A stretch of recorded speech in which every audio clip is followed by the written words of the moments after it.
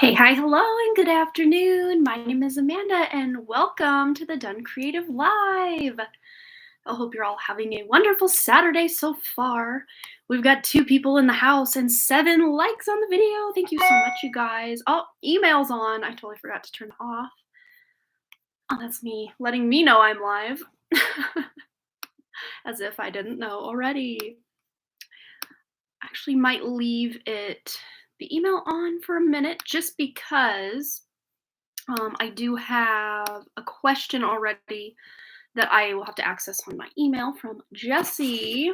But I hope you're all having a fabulous Saturday. Yeah, it's been a roller coaster these last few weeks. It's like one day's great, the next day sucks, and the next day's somewhere in between, and then the next day's great again, and then maybe 2 days are bad, and then like it's a whole thing. Anyone else? Scorpio season vibes. But yes, the big key word that I've been getting lately is hope.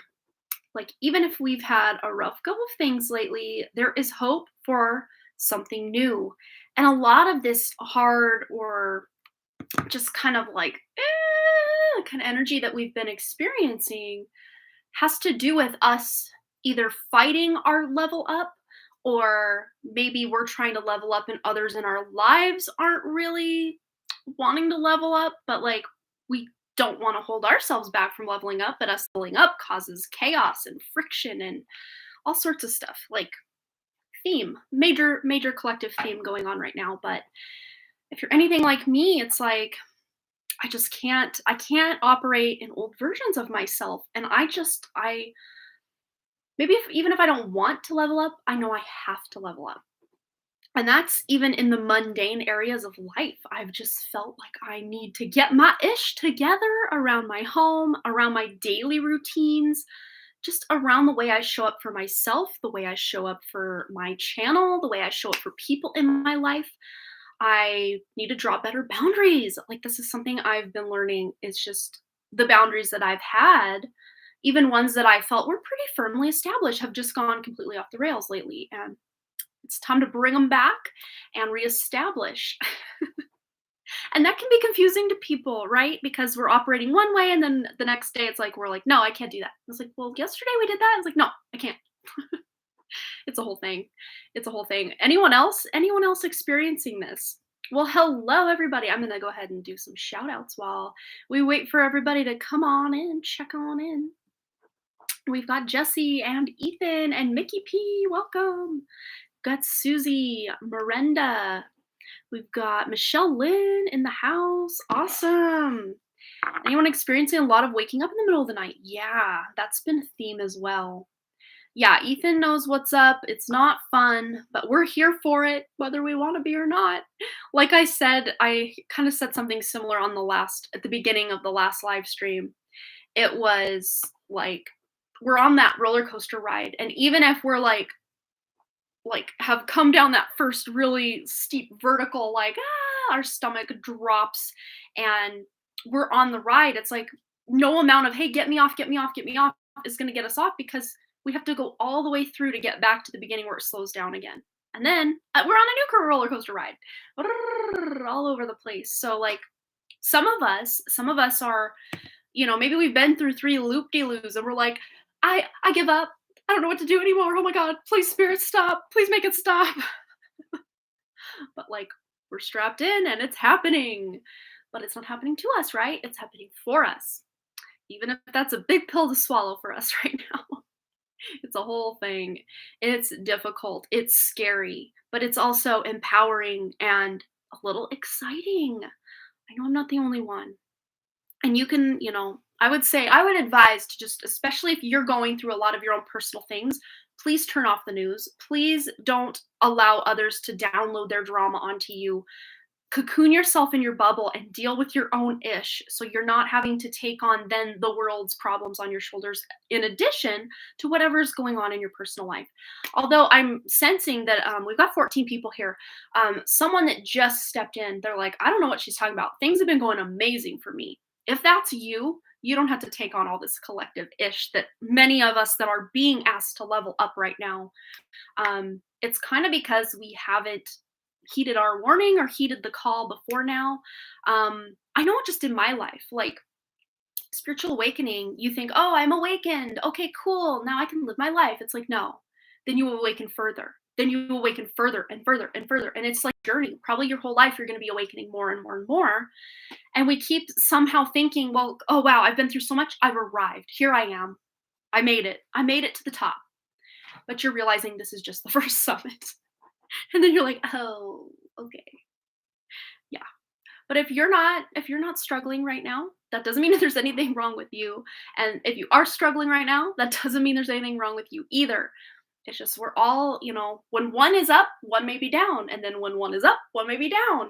It's all relative, but collective energy wise, these are like the birthing pains of the age of Aquarius. We are here for it. And a lot of the ways, even us light workers, earth angels, star seeds, whatever you want to slap that label on, a lot of us have kind of settled into lower vibrational ways of operating to be able to, I guess, coexist or to live with people in our lives and just get by day to day because, awakening is difficult. It's not easy. But some of these, I guess, coping mechanisms or ways of operating in our lives, now that we're being asked to level up again, that were maybe either hurting us or at least not helping us. Let's put it that way. If they weren't hurting us, at the very least, some of these cycles, loops, toxicities, boundaries being either crossed or no boundaries at all, like they may have served us for a while, but like not anymore. They're really not serving us anymore, if they ever did. But maybe we had the comfort of thinking they were serving us at the time, and that's where we're at. That's where we're at right now. But there is a great big beacon of hope like on the horizon right now for many, many of us. So if you're going through it right now, like I am, like I know some of you are, just hang on. Those next couple loop-de-loos, like it's 2:22 on my clock. Those next couple loop-de-loos we're going through might be intense, but like after that, we can take a breath and just kind of like the ride slows. It doesn't stop. The roller coaster doesn't stop, but it's going to slow down enough that we can actually like let the stomach drop back into its normal position and get it like up from out of your feet because when you, I don't know why the roller coaster analogy, but spirit's laughing like, yeah. Life is a roller coaster. I know there's that song Life is a Highway, but like life is also a major roller coaster, and many of us are on some pretty intense roller coaster twists and turns right now, and I am right there with you guys. So we're gonna get through this because the word of the day that my spirit guides gave me is hope. There is hope on the horizon. Even if we can't see it yet, even if we can't taste, touch, or feel it yet, it's there. Maybe some of us tomorrow morning when we open our eyes, we will see that ray of hope in the distance, and it will be just enough to get us through until we could really feel the illumination, that light on our face of that sun, that light at the end of the tunnel. Yes, yes. Okay, so I think I'm going to stop rambling on just the channeled information that's coming through and get to the cards, which of course channeled information comes through cards as well, but I was just getting the ball rolling. All right, what do we need to know? All of us here right now. Yeah, high vibes for that word hope. I love it. Yes. And that doesn't mean everything's perfect. It just means that we're here for it. We can be okay.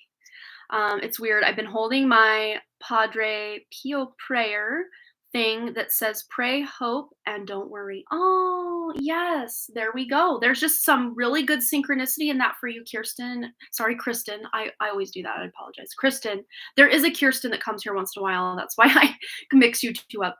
But yes, Kristen, that's just such a great synchronicity to know that there is hope. There is hope. So don't give up. Oh my God, Amanda, you're going to be shocked when you read my question. Wow. Yay. All right. But we have here the Page of Wands. So we are, that spark of inspiration, that spark of hope, that little light over somewhere. It's illuminating for us and we're feeling it. Maybe it's not quite lighting our face or warming our hands yet, but it's there. And this is a new beginning. The pages are new beginnings. Maybe you're getting word of something really exciting, something really exciting. Even if you've been through the ringer lately, especially if you've been through the ringer lately, this is such a card of hope for you, that there is a new beginning. There is something new on the horizon for you. But you're still kind of at this point, because to me, the path is forward. Like, if you're looking at this, like, this is where we've come from, somewhere back here. And now this is where we're going. And this person's still kind of looking over their shoulder, or kind of like off into the distance, but not like into the future. Maybe not so much in the past, but just kind of like being very present, because they're not really looking behind them. They're more kind of looking off into this, what I would assume is maybe like a little field over here, like in this region. So it's almost like they're taking a pause, a little moment to just, okay, what just happened? What just happened? Because sometimes us even trying to think about what we're going to do in the future can be crippling or overwhelming when we're in it to win it, So just giving yourself some grace, allowing yourself to just be in the present moment, and taking it moment by moment, rather than, they say take it day by day. If you can't, adult, or you can't get through the day, just focus, or the week, just focus on getting through the day, or the minute, or the hour. And then start expanding, getting through the week, getting through the month, getting through the year. And before you know it, there's no getting through anything, because you're thriving. You're living your best life. You aren't stuck in struggle anymore, is what I'm hearing with that.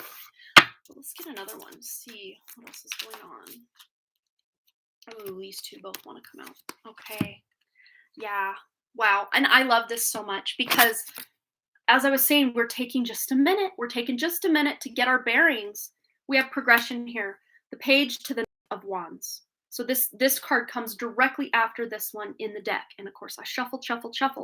So there is progression here. I'm hearing like the next week, you're going to start seeing, because this person's kind of looking about where they're at right now, rather than focusing too much on the future.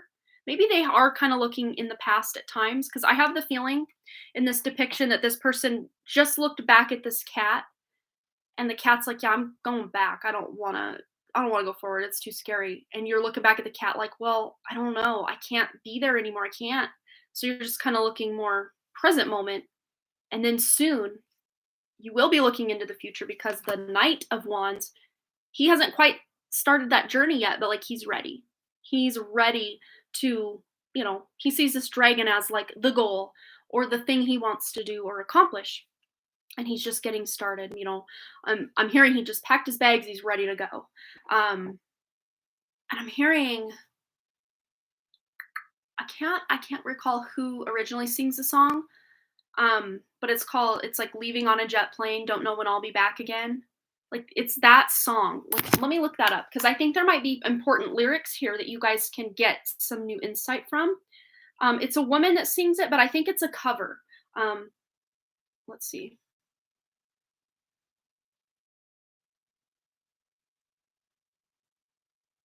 There's one specific cover of this song that I want to bring to light for you. Yeah, I knew it was John Denver. I don't know why I didn't just say that. Duh. Is this her? I don't think I should play it, because copyright strike. But let me just listen to it in my own little. If this is the version. No, that sounds like a. Yeah. Let's see.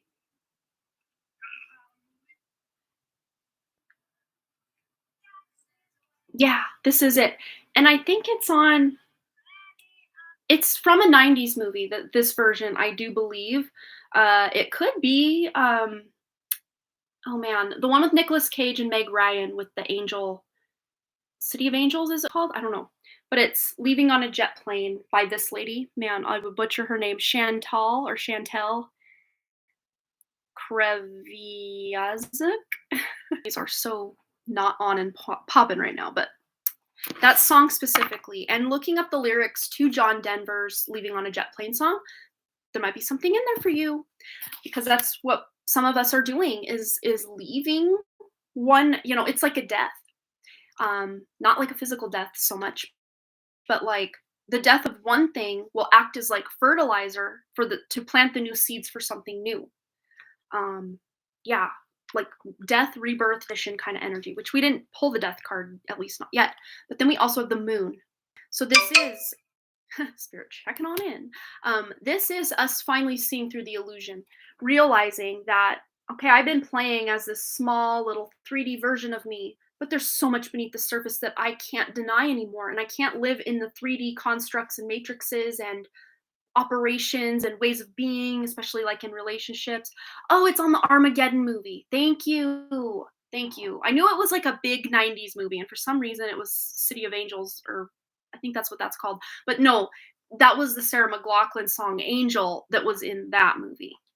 Thank you for that clarification. Yes, that's it. That's the movie. So maybe even that movie has messages in it for us right now. I mean, I've never watched the movie, but I know the basic gist of what happens in the movie. You know, they are like up on a ship or a spaceship or whatever, and like trying to save the world, and like that's what a lot of us feel like. Our worlds are ending right now. Like that's how we feel, right?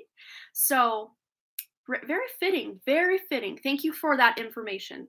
I'm sure you guys could have figured it out on your own, but Jesse just put it out there for us. So, watching the movie Armageddon and listening to that song, there may be messages or themes or just, yeah, a good cry. That's a good cry movie. I know City of Angels is as well. The reason I keep bringing that movie up, maybe there's a good message in that one for us as well.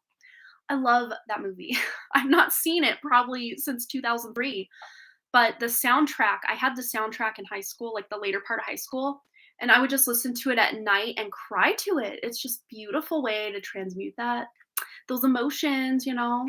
And there's a song actually also on that soundtrack, City of Angels. I know it's like I grieve for you is one of the lyrics. Let me find that song as well. Spirit's just delivering with the pop culture references today. Let's see. Uh, City of Angels soundtrack.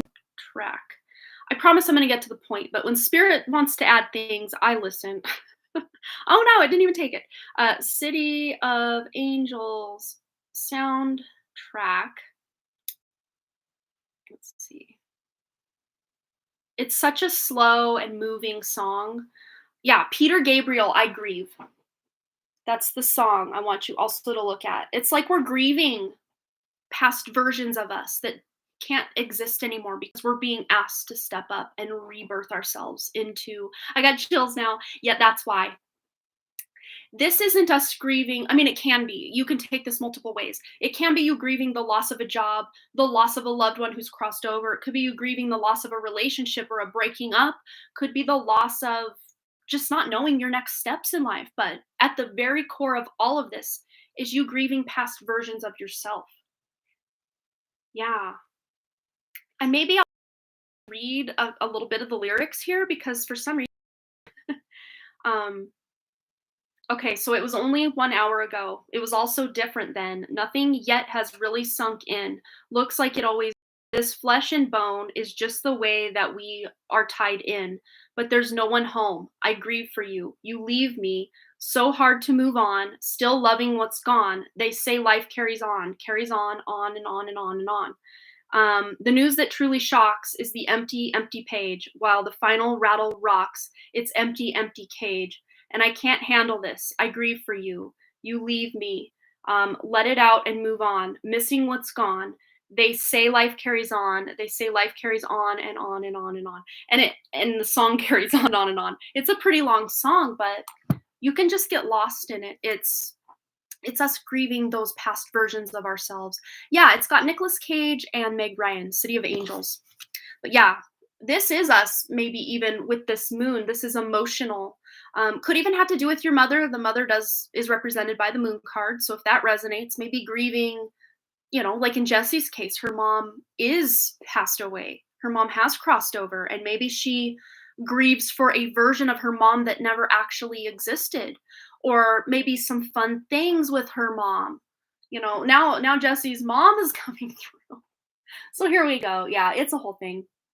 But yeah, if that resonates as your mom, but really, this is you seeing through the illusion of the 3D world and playing small and realizing you're going to have to grieve the loss of this house cat because this is who you truly are. The belief system that you are this house cat, that's what you're grieving the loss of here. But also, you losing that past version of yourself, you could be losing relationships in your life or, you know, situations. Maybe where you live doesn't resonate anymore. You want to move. maybe your job doesn't resonate anymore. You want to find something that does resonate. So, like, when we shift, everything external to us will shift as well. But so many of us are scared of that, so we put off our own shift. Calling myself out. Yeah, we can't do it anymore. It's like that caterpillar that's ready to bust out of the chrysalis. It's time. It's been time, but we've put it off longer than possible. It's like that overdue baby that's just so comfy cozy in that womb that we literally have to be born. And it's not like the doctor's coming in to do the C-section. It's like we're like our higher selves are the ones saying, "Okay, it's time. We're going to do this. Let's detonate our own tower here. We're going to detonate our own tower and rebirth ourselves." So even if this looks like someone coming to you and ending something, really, this was your higher self kicking this off. So please, please don't blame yourself. Please don't blame other people if things are like shifting beneath your feet, or you feel like you're losing grip on a life that you once loved. My heart goes out to all of you. We are all connected. We are all one on the deeper level. So really, there is no loss of anything. It's the illusion of being in a third dimensional matrix and in a human body that we feel separate from others. But when we are in our natural state of spirit, we are connected to all and always will be. That's the beauty here. And we're tuning in. I think we need a little extra love and TLC for the collective message today. So I'm actually gonna pull one more tarot, and then we're gonna get two from this. But when spirit starts delivering, I get real hot. I'm cold constantly. Even in the summer, I'm cold. I'm freezing cold. But the second spirit steps in, it's almost like I get a little bit colder, and then I start heating up from the inside out. And I gotta take off the sweatshirt. Yes. I'm all decked out in 21 Pilots today. Imagine that. Got my Ned hat that I kind of DIY'd for the kids. This is not even my hat. It's my oldest son's hat. Okay, let's pull one more tarot for our collective, and we'll get two more oracle cards to really wrap this up, and we'll get into our readings for the day. Yeah, this is exactly it. This, Jesse, wow, this is mic drop for you, because what happened Thursday, you getting this card and just everything going on. Yeah, I'm looking kind of punk. I love that. I was like a big punk and skater type girl back in the early 2000s. I love it. Yes. Avril Lavigne for days back in the early 2000s. Loved that queen. Yes. But anyway, with the Four of Cups, this is all about us. Yes. Talking about higher self coming in to kind of detonate. This is our higher self trying to offer us our own self-love. And this is our ego, or more 3D version, focusing on something. It's focusing on Three of Cups. That's celebration. That's excitement. That's happiness. That's soul family. That's sister and brotherhood coming together. But he doesn't look very happy about it, because it's not fulfilling him. Because what's missing in the 3D for most people, not everybody, but for most people, is that element of self-love. Because we're one half of every relationship we're in. And when we don't love ourselves properly, we expect, or not expect, but we settle for a lot less than we actually deserve on the external. That's how this comes into play. But when we turn our head and realize we had everything we could have ever wanted within us the whole time. I mean, it feels so far away when it feels like we need to go find that outside of us. But when we come home to ourselves, we find it in right here. It's been here the whole time. It's like the story, The Alchemist. Love that book. It's down here by Paulo Coelho. If you haven't read it, should be recommended reading for all humans, just like the Four Agreements. But this is not a health book.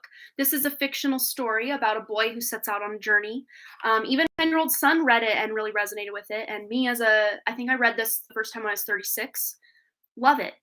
Great book. You could get it at your local library. You could probably even find an audio version of this on YouTube. But this is basically all of our life story right here. This is exactly what this card is trying to tell us. It's been here the whole time. We've had it the whole time. We just didn't know it. We've been money and we didn't even know it. Another Swingers reference. If you've been here lately, There you go. There you are. Okay. So let's go ahead and pull two more oracle cards to finish out our collective reading for all of us here watching now and on the replay. This one wants to come out. Truth. Mic drop. Yes, we are discovering the truth. Because the truth is, we've been playing a little too small for a little too long. That's not the truth of who we are. That is. We're the big cat. We're not just this little whatever we've been playing as. Not that there's anything wrong with playing little, but when there's all of this literally beneath the surface, why not tap into that? Why not? So we really are discovering our own truth. And there is this guy up in the clouds blowing, like the winds of change are blowing in for us to really be able to discover our own sense of truth. And it's going to resonate differently for each of us, just what that truth is. Yeah, oh, can't stay on, but I'll ask my question I meant to ask last live but passed out. Yeah, if you can leave your question here with Ethan, please, that would be very helpful for me, Steffers, and then I can timestamp it for you. How's that sound? How does it sound? Okay. But yes, those winds of change of truth are coming in and blowing. They're blowing away, and it's interesting too because spirit just showed me someone blowing a dandelion and making a wish, and then that wish just disperses out on multiple timelines for multiple however long in front of us for our life. And you owning your own truth and realizing your own truth is like you making a wish and then making it happen, as dear Just Sandy always says on her channel. Yes, we are making our wish, but then we're not stopping there like maybe we did in the past. We are making it happen. All right, here it is. And security. So many of us are having the winds of change blow in on our security. And instead of those winds of change blowing that fire out, it's almost like like with me, as an example, when I start, I'll light my sage and then I'll blow on it a little harder, a little harder, a little harder. And it really gets those coals going, or, the whatever, blow the little pieces away. But like, if you just light it up and then just let it sit there, it kind of goes out. So you got to blow on it to kind of softly at first, and then a little more, a little more, a little more.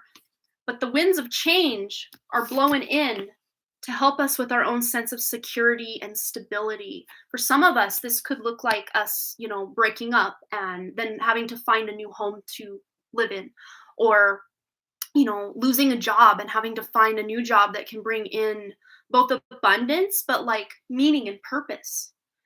This could even just be secure in old versions of yourself because it has worked in the past, and not wanting maybe to level up, or maybe fighting spirit a little bit or your higher self a little bit on leveling up because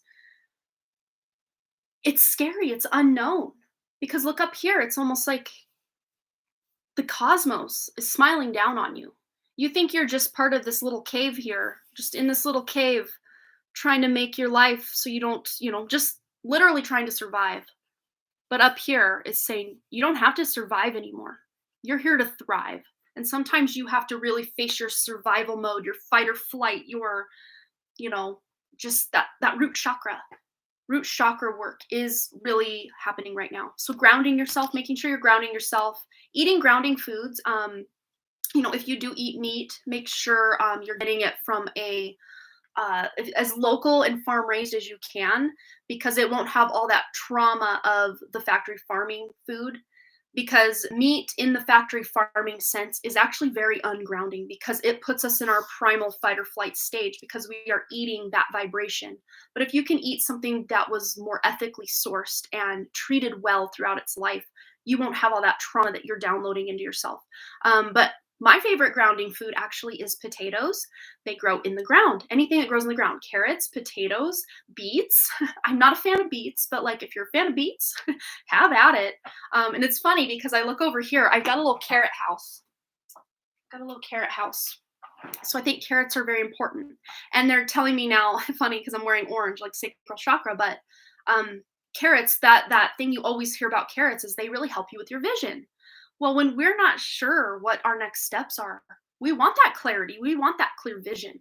So maybe carrots would be a good grounding vegetable. either raw or cooked. I think raw you will get the bigger benefit just because you're not cooking and denaturing the food. But whatever resonates. And I'm really drawn to the green as well. So greenery, eating. They're telling me parsley. Parsley is a very cleansing food. But the fun fact about parsley is it actually has more like health benefits when you dry it out rather than eating it fresh. But that's not the case for most food. Fresh food usually is best. There's a few though. Parsley for sure. I can't name one other one off the top of my head, but yeah, like parsley greens are really good. Yeah. But grounding yourself, grounding mat, getting out in nature, salt baths, whatever grounding that can help you. That can really help you be where you're at. Because if we are, like I was saying, your power is in your present moment. If you are, anxious about the future or depressed about the past, you're projecting your power back there or up there. But I like that we got this. It's like just grounding ourselves in the present for a hot minute before we try to figure out our next steps. But as we ground ourselves in the present, our next steps then become illuminated. Because you've got the full moon going on in this moon card. So it's like, even if it's dark, you're going to be able to see the next steps because there's enough light source coming in. There's enough coming in. And interesting too, that the higher self version of us that I was using as the example earlier is in the doorway with the light shining in behind, bringing the light into the room to actually bring clarity and focus to this, kind of more 3D matrix version of us, the human part of us. Yes. All right. Now I'm gonna have to go get caught up on some of your comments. And Jesse, you're gonna be starting us out unless you want to go later. It's up to you. I know sometimes you like to go later in the show, but you always seem to donate first. You beat everyone to the punch. But it's up to you when you want to go. And then Steffers has hopefully given one of you guys her question.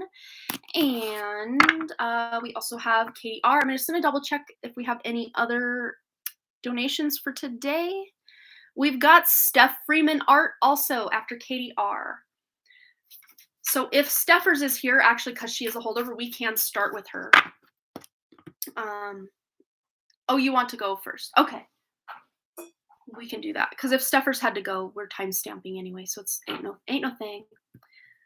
Okay, let me scroll back up so I can catch up. Because I usually like to know what you guys are talking about, so I feel like I'm part of the team. All right. Let me scroll back up. I missed a hot minute of this, but it's okay. Oh, you left your husband, Kirsten. Oh, my heart goes out to you, but I am proud of you because that is your highest potential, to find yourself and then possibly someone else. Yes. So Kirsten has also donated. So thank you, Kirsten. Okay. So, yes, so much love. You guys are so sweet to each other. I love it. Jesse says, oh my God, I know for sure my mom is here. Those are awesome. I had a great message to give to someone today from Spirit. Oh, that's so cool, Miranda. That song, yes, Armageddon. You and your mom used to watch it. Hello, Steph Freeman art. Welcome. Yes, that's my go-to movie when I want a good cry. It's a rebirth time. An amazing time in history. I'm honored to be part of it. Yes, we forget when we're going through the struggle that like we should be, excited to be here because there are many souls that wanted to come here, but like, chat's all full, or we're full. We're all full up for now anyway. But new souls are incarnating every day. And there are actually walk-in souls, like higher vibrational souls coming in as walk-ins to other souls who have just grown weary and tired of the journey in the body and want it out. So instead of the physical vessel dying, yeah, look up walk-in souls. It's a thing. Yeah. This one is like a little lopsided, sorry. This is literally for me. I'm moving away from an abusive husband and have to give up my cat. Oh no. That's hard. Yeah, when I left my ex-boyfriend, I had to give up my beloved cat because he wouldn't let me take him. He's like, it's my cat. Even though I literally paid the $10 adoption fee for him way back before, but it's kind of like that Bible story of the two mothers fighting over the baby. Like the fake mother would just rip that baby in half because she just wanted to win and be right. But the baby's real mother let the baby go because she didn't want to hurt her child. And that's what tells you, you know, it's sad, but yeah. Love today's message. Yeah. Such huge transformations happening to all of us. You're right, Michelle. Yes. Yes, Kirsten, we are proud of you for taking care of yourself. But it is sad to leave your cat. That is really hard. That's exactly what I did yesterday. I didn't realize it until now. Oh my God. Yes. 21 has been a number for you lately. That's so cool. Amanda, I used to dance to Avril's school, the talent show in 5th grade. Avril came out after I graduated high school, but like I was here. She's like 2 years younger than me. But have you guys seen her? Like she still looks like she's 19 or 20, 21, 22, 23. She still looks so young for her age. She's like 36. I'm 39. So she's like 2.5, I think, years younger than me, if I'm remembering correctly, or a little less than 2.5 years younger than me. But yeah, she still looks not a day over 23. Holy cow, Amanda! Yeah, she's asking her question. Okay, cool. I'm actually gonna post Stepher's question in my chat box here so that when we do her question, I have it right there. So this is such a beautiful reading. Yes, okay. Okay, I'm just kind of skimming now because we probably should get to the point. I should probably get to the point and get into everybody's readings. No question about my mom being here. We used to eat carrots all the time. Oh, that's so cool. Isn't that crazy? Like we are getting the same cards we got Thursday with a difference now. That's the beauty of tarot, is using your own intuition and downloads from spirit, channeling. The Four of Cups can take on a completely different message from day to day, person to person, reading to reading. Yeah, it's cool. It's so cool. Okay. Stepher's left her question above. Cool, cool, cool, cool. Kirsten donated. Thank you so much. Ethan's got my list. Yeah, I actually saw something about a girl named Melissa Vandella was supposedly replacing her. At first when I heard that, I'm like, that makes sense why she changed so much. But then I'm like, we all change a lot. Like we're not the same person we were at age 19, that we were commercially labeled to be one person. When you're 19 and kind of like a rebel, and like maybe you kind of change and shift. Like you don't have to always be that rebel. Because she actually got her start more in like gospel music, like Christian music. Fun fact, if anyone didn't know that. And like there's a song she released within maybe the last 3 or 4 years called Head Above Water, which another good one, Avril Lavigne, Head Above Water. Check that one out. It gives you chills. It's just, it's beautiful. But why does she have to limit herself to just punchy, punky pop kind of songs? She could do those deep, really beautiful gospel songs. She can do kind of the more rock punk thing. Like, I'm here for all of it. Bring it on, Avril. But yeah, when I first heard that, I'm like, maybe it's true. I don't know that it is, though. I know like the whole Hollywood and the C word, like CLONES. I don't want to say it out loud, because I already get like throttled because they know I'm speaking maybe just a little too much TRUTH over here. But I don't know. I don't feel that with her. But I do with some other celebrities, so we'll just put that out there. It's fun though to like wonder, like, what if? Could it be? It's always fun. That's why I do these conspiracy theory videos over on Patreon, because YouTube is not here for it. But Patreon, I can do it on Patreon. Yeah, we did one with Kurt Cobain in October. We're possibly doing Michael Jackson this month, or maybe we're doing another one. We're still in the voting for that. Okay, I'm gonna get to the point. Yes. Okay. So Jesse, we're gonna start with you, and then we will get into Stepher's question. I'm gonna go to my email. That's what I'm gonna do. Jesse, email. Okay. Wrong email box. Let me get a drink of water. I just figured we're an hour, like not an hour, like 40 some minutes in, maybe almost 40 minutes in. I don't know, somewhere in there.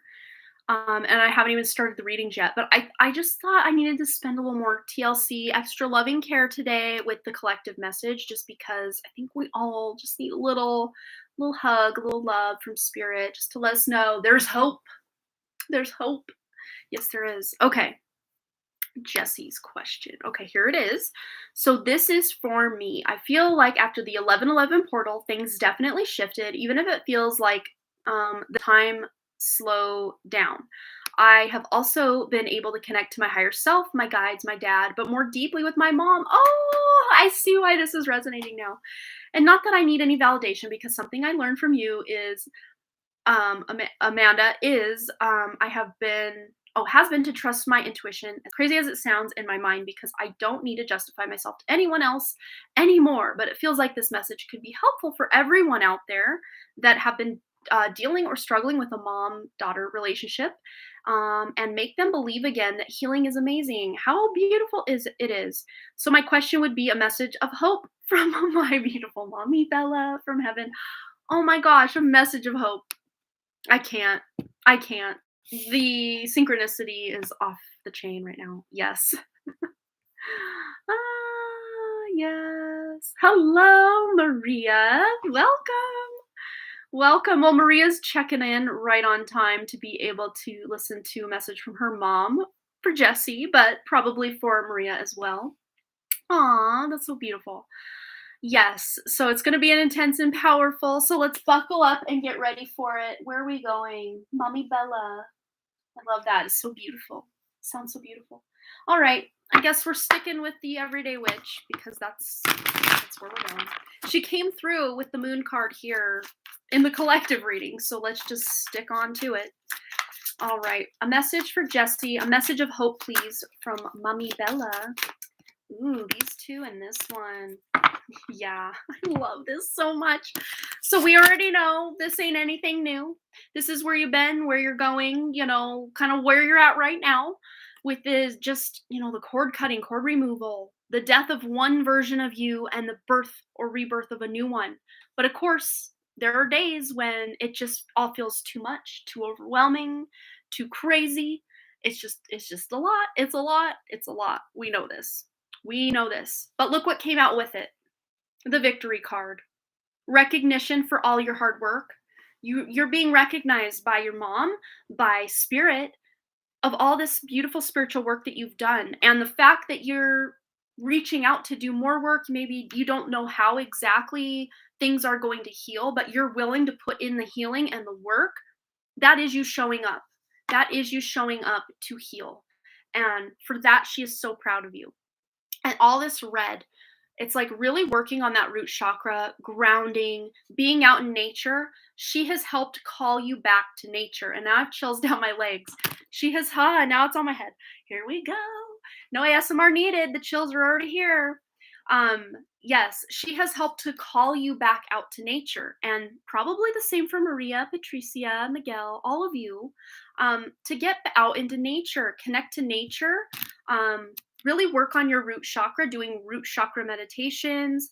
And even just remembering with the candle ritual thing that you did, what exactly happened with the red candle. There's something specifically with the red candle.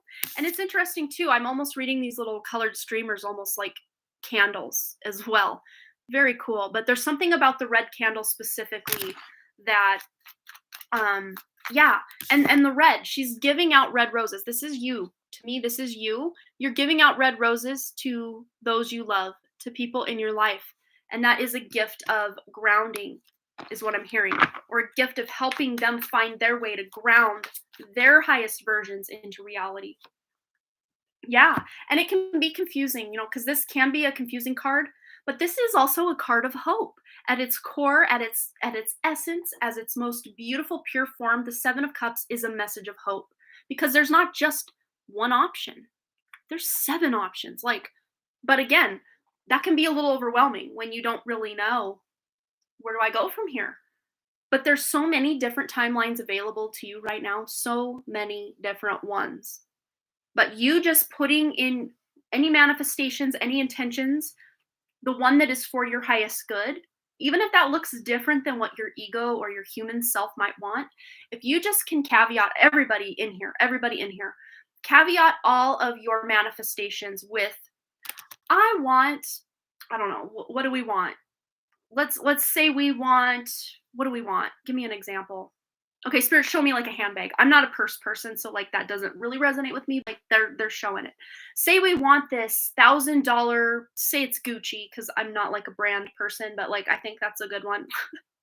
$1,000 Gucci bag, limited edition, and like we want that. But it's like, how do I get that? How do I attain that? And then we say, we're trying to manifest, using our magical abilities, we're trying to manifest that $1,000 Gucci bag. And instead of just saying, I want that $1,000 Gucci bag, we say, I would love to manifest, or I am manifesting, because we want to put it in the present tense. Because if we keep putting it in the future tense, it'll always be in the future. So your manifestations, you want to act as if. So say, I manifested, or I have that $1,000 Gucci bag, but then you ... or something better. Always leave it open to or for something better, so that your higher self can come in and tweak it to even better. Because a lot of times, remember, with that moon card we got, we limit ourselves. We think, oh, subconsciously we believe we can only assume this much of ourselves, when really we have access to this much of ourselves above what we have capped it out at. But if we say or something better, we can really go above and beyond with our manifestations, with our dreams, with everything. All right. What other messages of hope are coming in? Yes. Okay. And this is talking about relationship stuff, because you felt that heartbreak on and off, on and off, on and off the last few weeks, on and off, on and off, on and off, and feeling stuck or stagnant or not sure what exactly to do or how to get out of the cycles and loops that you just feel so stuck and caged within, and the pain in the chest, literally knives to the heart. Yeah, and spirit's checking on in with that, like the knife to the heart feeling. But the message of hope here, it came out with the Page of Pentacles, which is about finding a new way to operate as two becoming one, or two people working for the same thing. Because a lot of times when we do have relationship issues, we start to think, well, it's you versus me. And really, we're on the same team, but we forget that somehow, somewhere along the way. But you're remembering along the way that it isn't you versus me. It's us, old version of us versus new version of us. And a lot of times when you want to correct or improve a relationship, you both, I'm saying general, but also Jesse as well. And it's 3:03 on my clock. You remove that 0 in the middle, it's 33. Yes. And, you, to heal the relationship, because we're each one half of that relationship, we need to also heal and work on ourselves, work on our own issues, our own shadows, our own inner child wounds, our traumas, guilt, resentment, just all the things that build up in our subconscious and even on the surface, and work through those individually and together as a couple. Because if we're just trying to work on the relationship aspect, but not our own each individual aspect, the relationship can't really survive and sustain, because it's dependent on how each one is bringing their unique signature and energy to the relationship, right? So even goes to say too, if only one party of a relationship is willing to work on themselves and the relationship, it still can't quite work, because the other person has free will to choose not to do anything with themselves. Maybe they think they're showing up in the relationship, but by not even showing up for themselves, they can't then quite yet show up in the relationship. That's how they're presenting that. So let's go to the angels and ancestors and get an additional message of hope for Jesse. Please, Spirit. Please, Mommy Bella, come on through. Ooh, we got 2. Yes. And I love it, because your dad's like, you can't leave me out of this too. I want to come in and say hi. And there's a bald eagle here. I don't know if you assimilate the bald eagle with your father, or maybe he's just showing you this totem animal to give you a message about freedom. Because to me, eagle is like the representation of the United States, of freedom, of you moving to this foreign country to you. You didn't know anything or anyone about how to be a United States person, right? but you faced the fear and made it work. You made a life here. You made it work. And your father, I don't know if you guys moving to the United States was your father's idea, but it's like he had to trust in the unknown to know that that was the best move for his family. Wow. Yeah, he was the one. Yeah. But he's letting you know too to trust in the unknown. That whatever that looks like for you moving forward, to trust your intuition, just like we've been establishing with you, because you have a very on and poppin' intuition, and following that is going to bring you to your highest good. It always will. You also have the shapeshifter card. Transform and unveil your gifts. Transform is another word for rebirth, right? Which we have that already on the table. The death. You are taking all that you've been through to shape and shift and morph yourself into new versions of yourself, higher versions of yourself. And it will transform your life, and it will help bring you more of your spiritual gifts online so that you can actually thrive and live an even better life, because you're tuned in, not just in this 3D matrix, but like you're plugged into source, plugged into spirit. It's so powerful. All right, I want to get one more also from Moonology before we close out. All right, message of hope from Mommy Bella. Yes. Yes. And I love it because, yeah, exactly. This is exactly what's going on. Your commitment is being tested. Your commitment to the relationship, your commitment to yourself, your commitment to leveling up, your commitment to healing, your commitment to not settling for anything less or repeating old cycles in your life. But it's being tested. And I posted something on Facebook the other day. I'm going to just have to read it because it's very prevalent with this your commitment is being tested card. And it won't take me but 1 second to find it because I'm right here. Let me go to my page. Okay. It says, you get tested the most when it's time to elevate to the next level. Don't fold. Come on. There we go. Don't fold. And you're not folding. And I just heard that song. You got to know when to hold them, know when to fold them. You're holding them.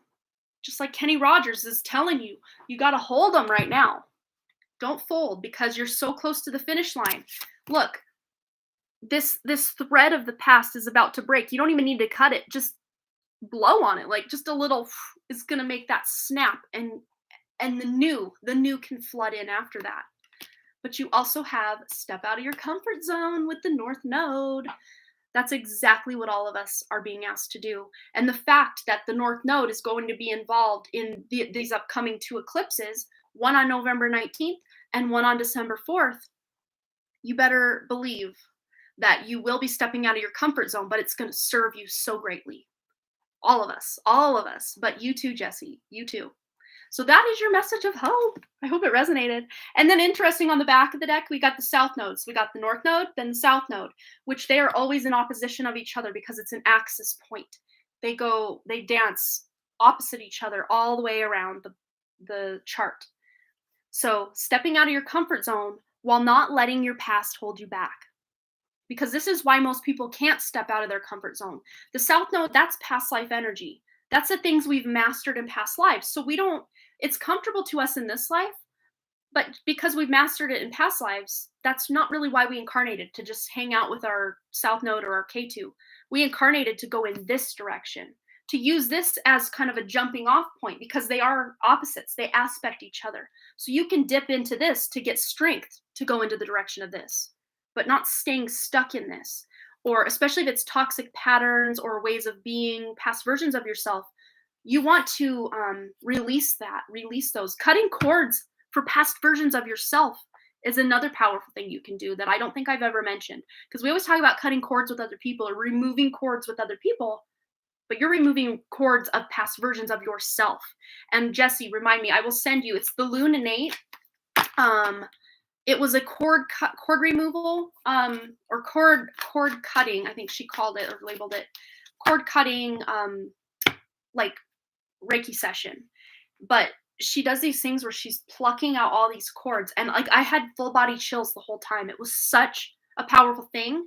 And then after I did that, literally within 15 minutes, yeah, the Luninate, and it's a video from a while back, but anyone interested, you can email me at amanda@theDoneCreative.com, and I can send you the link for that specific one, because I don't want to take more time and look that up, but I can definitely do send you that. I can email you that. If you email me, Amanda at done, D-U-N-N, photodesign, all one word, .com. Amanda at donephotodesign.com. But it was so powerful within minutes of me doing that. Huge breakthrough with just my own personal ish that we don't have to get into it here, but like it was that fast. It worked that quickly that I can't. You got to believe this stuff because the proof is right in front of us. It's just amazing.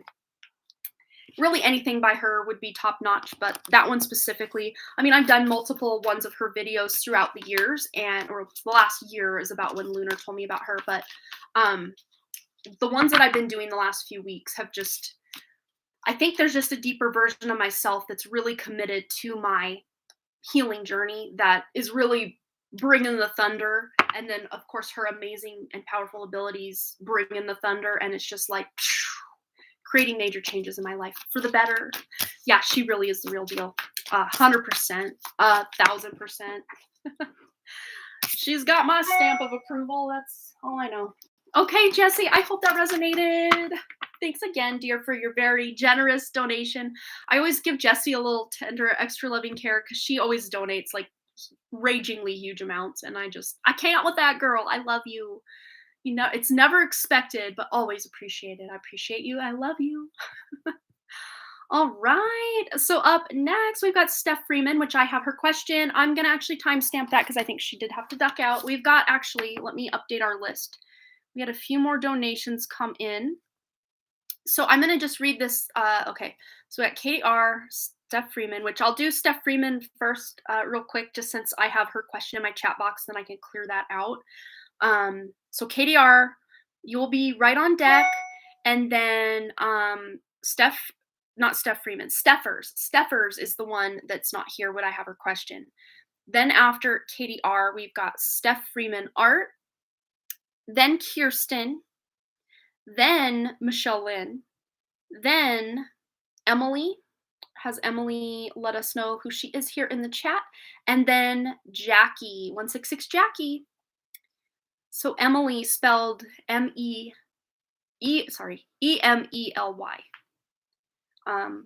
If she hasn't let you know, Ethan, who she is, we got it. We got her first name down. So that'll be kind of the order.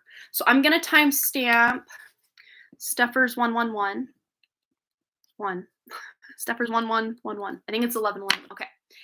So her question is, I didn't timestamp it. Well, come on, Amanda. 5747. 5747 for Steffers. Okay. That's what we got going on. That's the timestamp. So her question is, I'm wondering if Spirit has anything for me. I've gone through a lot. My pet just passed. Oh, I'm so sorry. Pet just passed away, but also been seeing friends act selfish and wondering what I should do with them. Any guidance? Oh, I'm so sorry. Big hugs. That's never easy to lose a pet that basically is family. Not basically. Pets are family. At least in my book, they really are. So let's figure this out for Steffers. Anything coming in? What's going on? She's just gone through a lot.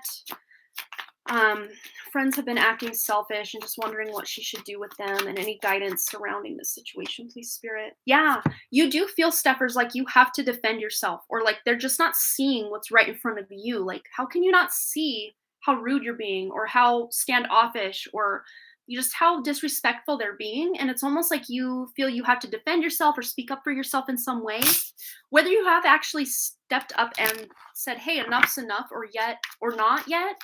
I don't know that you've actually told anyone off. I don't really get that energy. It's more you just kind of like, what the heck is happening here? Like, what are you guys doing? Yeah, but I don't think it's going to hold you back long, because there might even be new people coming into your life. We do have a new beginning here with this Ace of Wands. Could be a fire sign, which would be your Aries, Leo, Sagittarius. A younger lady, a younger girl than you. Or maybe right around your age, but just they bring a very Gemini energy. I know it's a fire sign, but I'm really picking up a Gemini, very fun, bubbly, laughing, kind of high vibe energy to this next person, like a friend that wants to come in. But also just having this divinely guided idea to go somewhere or do something, and maybe that's how you meet this person. But then you have the Empress card as well. And I love that we have some pets here. And she's pregnant, like, with child. But to me, this isn't so much that it's actual physical pregnancy, but like pregnant with like a new beginning, something new. I mean, you've got two new beginning cards here basically, and fertility. So anything you put your creative juice into, you're going to be able to manifest or create something with that that is really going to be something that people's attention is drawn to. A lot of people are going to be looking your direction very soon. But yeah, this is kind of the current energy or just what you've been going through, just kind of sleepless nights, insomnia, nightmares, maybe just feeling really sad, crying, depressed because, like, why are my friends acting like this? Like, what's happening? But let's just see how you can come out of this Nine of Swords energy, Steffers, please, Spirit.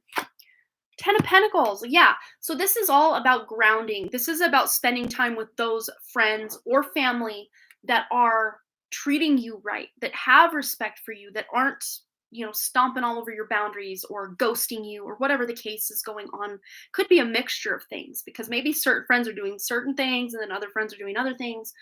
But this really is helping you examine things from the inside out because, think of the Empress here. When you're pregnant, your whole life perspective shifts because it's like you're making room for somebody new, especially a first time mom, more even than someone just adding to the family. But that first time mom, like, she's becoming a mother, she's becoming a new version of herself, and that's really how I see you. You're becoming a whole new version of yourself, you're leveling up, and subconsciously what that's doing is that's making certain friends jealous or thinking that, well, Steffers has it better than us, or whatever it is. They've got their own little stories that may not even be true. Most likely 99.8% probably aren't true, but they've got their own whatever going on. But your best advice here to not feel so taken advantage of or sad with what's going on with your friends would be to ground yourself, get out in nature, hang out with pets, even if you don't have any other pets. But getting another pet, I know that's like a kind of a fine line or a tricky subject right after losing a pet. That Yeah, that can be kind of hard to just be like, well, let me just open my heart all of a sudden to some whole new pet, like I'm trying to replace the one I just lost. But just extending your heart, maybe, if a family member has a pet that you can love and cuddle, um, that will really benefit you. And just spending time with family. I know, at least if you're in the US, Steffers, or wherever, but like in the US, we have a holiday, Thanksgiving, coming up. So I don't know if you are in the US and celebrate holidays or Thanksgiving, but just having quality time with like-minded people or people that love you and you feel good in their presence, you feel you can be yourself. That is kind of the antidote for getting through all this toxicity going on with the friend group or the certain friends. Let's get a message from the Moonology for Steffers, please.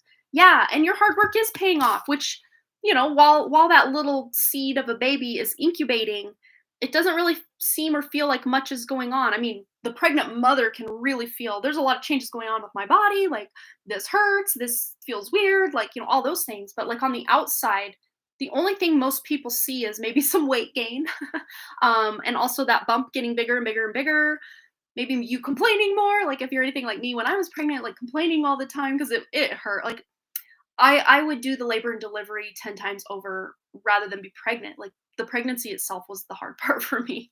The labor and delivery, I got it covered, but like the pregnancy itself was really difficult for me.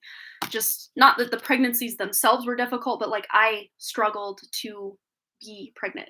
Like, yeah, it's a whole thing. But yeah, your hard work is paying off. Even if others can't see it quite yet, subconsciously, they're picking up that you are trying to make your life better or shifting. And that might actually be what's kind of subconsciously triggering them to act out or to not treat you the way that you deserve to be treated right now. But really, it's a reflection of what they've got going on the inside of them, rather so much than anything you've done on the external. Unless there's something specifically you can point to, like maybe that rubbed them the wrong way or whatever. But usually, even if something rubs someone the wrong way, it's usually triggered by past pain within us or the person that then is like, how dare you treat me like that? Or, whatever it is. Not to say that people being mistreated, they're only feeling mistreated because of past pain. I don't mean it like that, but like past pain can really, trigger us, and our ego uses our past pains and traumas to protect us, which, can be a good thing. But as humans, we take it to an extreme. But I hope that resonated for you, brought you a little bit of guidance, Steppers. I'm so sorry about the loss of your pet. Um, just know that that pet will be around. That pet, you can still talk to that pet, think about that pet, and love that pet, because that love, that bond of love that you shared with that pet will never go away, no matter how much time passes. Because the second that you cross over yourself, that pet is going to be right there. Even if it's 100 years from now, that pet loves you so much because, you know, pets live a lot less time than we do. But it's interesting. Like my dog Judy, she'll be 17 at the beginning of next month, and I've had her since she was 7 months old. So like her whole life, her almost 16 years plus have been spent with me. But my whole life wasn't with her. But like she's a part of my life, but I was her whole life, or my living in my home. That was her most of her whole entire life experience, and pets think the world of us. So of course, when we cross over, they're going to be there ready and waiting for us as well, but they also check in on us all the time. So I hope that resonated. Yeah, pregnancy seems so difficult. It really is. It really is. At least for me, there are people that can just breeze right on through, and then they have difficult labor and deliveries, or maybe they have just everything goes well. It's 3:21 on my clock, Jesse. Thought you might like to know. Oh, let me close out our poll. Have you had a spiritual awakening? Yes for 91% and no for 9%. So overwhelmingly yes over here. Okay, up next we've got Katie R. Katie R, go ahead and post your question.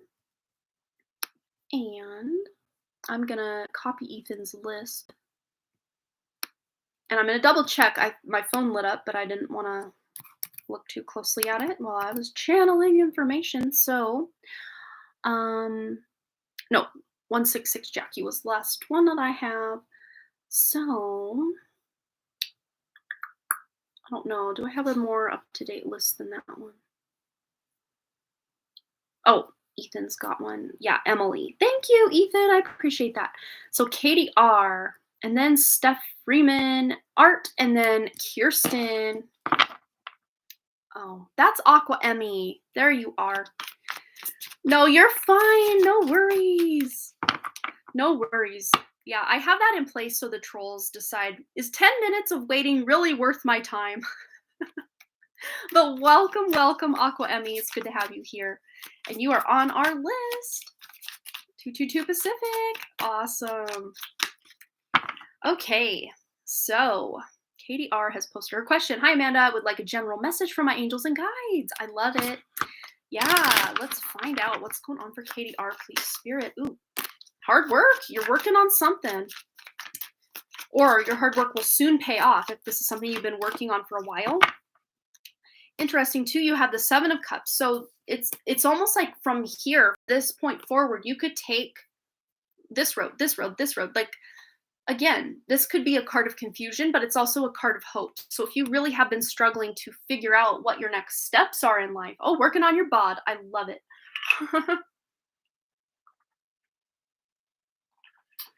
This is and I like this too, because we have the Lover's card, which at its core is all about love, self-love, soulmate love, twin flame love, quite possibly. But really pairing it up with the 7 of Cups, another meaning of this Lover's card is about making a big life choice. These aren't just little decisions like, what am I gonna have for dinner tonight? No, these are like, do I move to a new state? Do I quit my job and go over to another job? Do I start looking for love, or do I start dating someone? I mean, these are big life choices that you are now examining, or in the very near future will have coming in for you because of all the hard work you've done on that bod.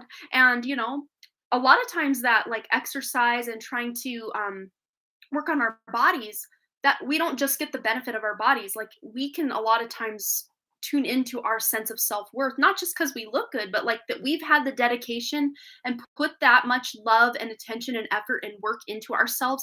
It really does boost the confidence, not just how you look on the inside, but how you feel on the inside. How you look on the outside, how you feel on the inside. I don't know if I said that right, but that's how I meant it. So you're really getting this uptick in your own self-confidence, very like on and pop in solar plexus chakra, um, feeling more self-worth than you have in a very long time. And that's actually going to lead you to being able to make a new choice for yourself, to level yourself up and quit playing small. Yeah, it is hard. It definitely is, but it is definitely worth it as well. Yeah, I think you've had, I don't know if there's where you work, there's a boss or a father figure, a masculine energy in your life that you feel like you have to like constantly bicker with or try to prove yourself to, especially like at work, or if it's just, it just feels like someone's always, and it doesn't have to be a man or a father type, but someone that's showing up in their like dominating kind of masculine energy, especially at work, especially if you've got a lot of coworkers, or maybe there's someone who's like a peer at work, like they don't have a higher job title than you, but they're always telling you what to do or how to do things, and it's just kind of like, what are you? Leave me alone. Like, leave me alone. And it's like there's so much beneath the surface here that's being ignored. Um, and this to me feels like this really does feel like work, but if that doesn't resonate, it could just be the work that you're doing on yourself, really showing up in that masculine energy to try to, you know, work out and look better and feel better, because it's not always just about looking good when we want to work out and build muscle and look good and everything, but it's about feeling good. That's more important. Like, I know in my journey, like especially after pregnancy and just wanting to just feel like myself again, because pregnant bodies can really shift and morph and expand, not just in the belly but like everywhere. Like, even my ears seem to get different, like during pregnancy, like weird things like this. Yeah, making your commitment to doing better, and just kind of making yourself okay, it's time for bed, Katie. Let's go to bed. When you just want to stay up and watch one more episode of Netflix, or you're reading a really good book, just one more chapter, just one more chapter. Um, but you're like, no, I'm done fighting with my ego about this. I'm setting a plan. I'm sticking to this schedule, and I'm gonna do it. I'm showing up for me. That's what I'm doing. And that's what I think why I was getting work, because this is work. Literally, this is work. You're working toward this. But work doesn't always have to be, our job, so to speak. But let's just see all this hard work that Katie is putting into herself. What's going on with that? Any advice, any guidance, what's going on? Yeah. Wish fulfillment, the star. Yeah, this is beautiful. You're feeling like you're glowing from the inside out. You really are feeling like a shiny star, and people are probably noticing this as well. Even if you don't feel like you're like at your goal, or you look as amazing as you're going to one day, or whatever. We all have these stories in our heads of, when I get to this weight I'll feel this way, and when this happens I'll do this. And it's not really that makes us happy. It's really the journey and being present for every part of it. But you're already starting to tune into some of this star energy of feeling yourself, not just on the outside but also on the inside, and especially on the inside is really how I see this shift taking place for you. Let's go to Moonology for Katie R, please, spirit. Oh my gosh, my mom literally told me I'm glowing. You really are. Yes, because you've surrendered to the divine. The full moon here, you really have come into your own. You've reached your full illumination. Literally, that full moon is glowing, is it not? It's so glowy right there. So glowy. Yeah, I'm gonna actually get one from this deck as well. But yeah, you're putting this work in, and of course you're working on your body, but it's also putting you in better alignment with your spiritual path, which sounds like, how is that even related? But like, Spirit's saying it is. So yeah, you're surrendering to the divine. All right. Yeah, relaxation. We got another full moon behind her, but it looks like a blood moon almost. But take time. You're working so hard with all of this. Don't leave. The deck's gonna hit the deck. There we go. I got it before it fell. The whole thing was gonna fall to the floor. I got it. With all this hard work and effort you're putting in, make sure you're also balancing that out with some time off, taking a few days off from the gym, because actually, or whatever, however it is you're working out and doing things, because we all need time, sometimes a few days, to just catch our breath, gain our bearings, all of that. And love, we got love, like new love. I mean, this to me feels like a new person, because with the lovers here, and all this work you're doing to improve on past versions of yourself, it's like I just heard, don't look back. You're not going that way. So this love to me feels like new, like a whole new chapter, whole new book, whole new person. I'm letting go of Brian too. I'm trusting that if he's coming into my life, it will happen. Oh, wow. Oh, I'm actually seeing someone else wanting to come in that's not even that. Interesting. Let's get one more clarifier on Brian. Let's just see what's going on with Brian. Is this love referring to Brian? It says courage. So having the courage to admit something to yourself, or maybe him having the courage to admit, I have feelings for you, or, whatever it is. There's this need of courage, which is all about that yellow, that solar plexus chakra. That's where that courage, that self-confidence and respect comes from. So you're tuning in to your sense of courage and stability. And then there's another glowing moon, openness, being open to new love, being open to something that wasn't maybe on your radar with this energy of, where did it go? Where are those lovers? It was here before. Yeah, there we are. I have so many cards out. I don't even know what day it is. Okay. Yeah. Just being open to the possibility that this could be someone who's not Brian. Oh, he's in love with you. Okay. Maybe this is you just like opening up and whatever it is, because there's something that's keeping you apart. I don't know what that is, but there is something between you. It feels more energetic than like an actual person. I don't know. Could be though. Yeah. Let's just see. So Brian's in love with Katie. So let's just get one more word on spilling the tea on that. What's going on? Oh, you like him too.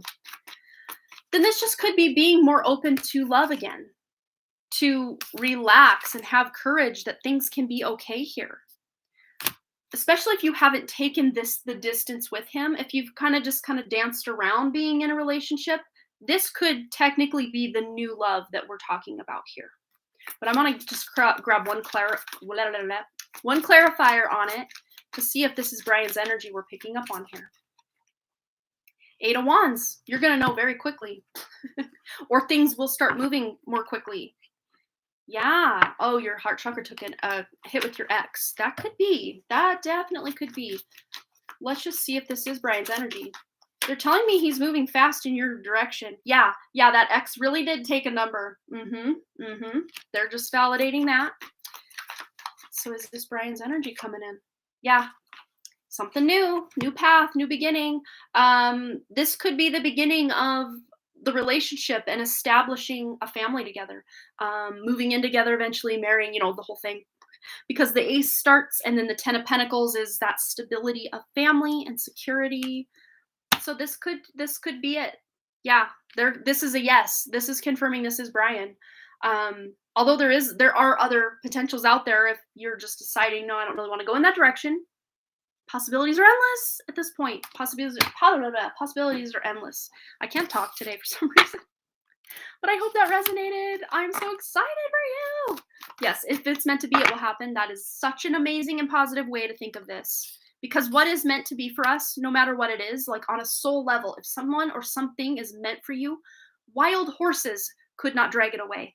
Timeline shifts could not drag it away. If something is meant for you, it will be for you.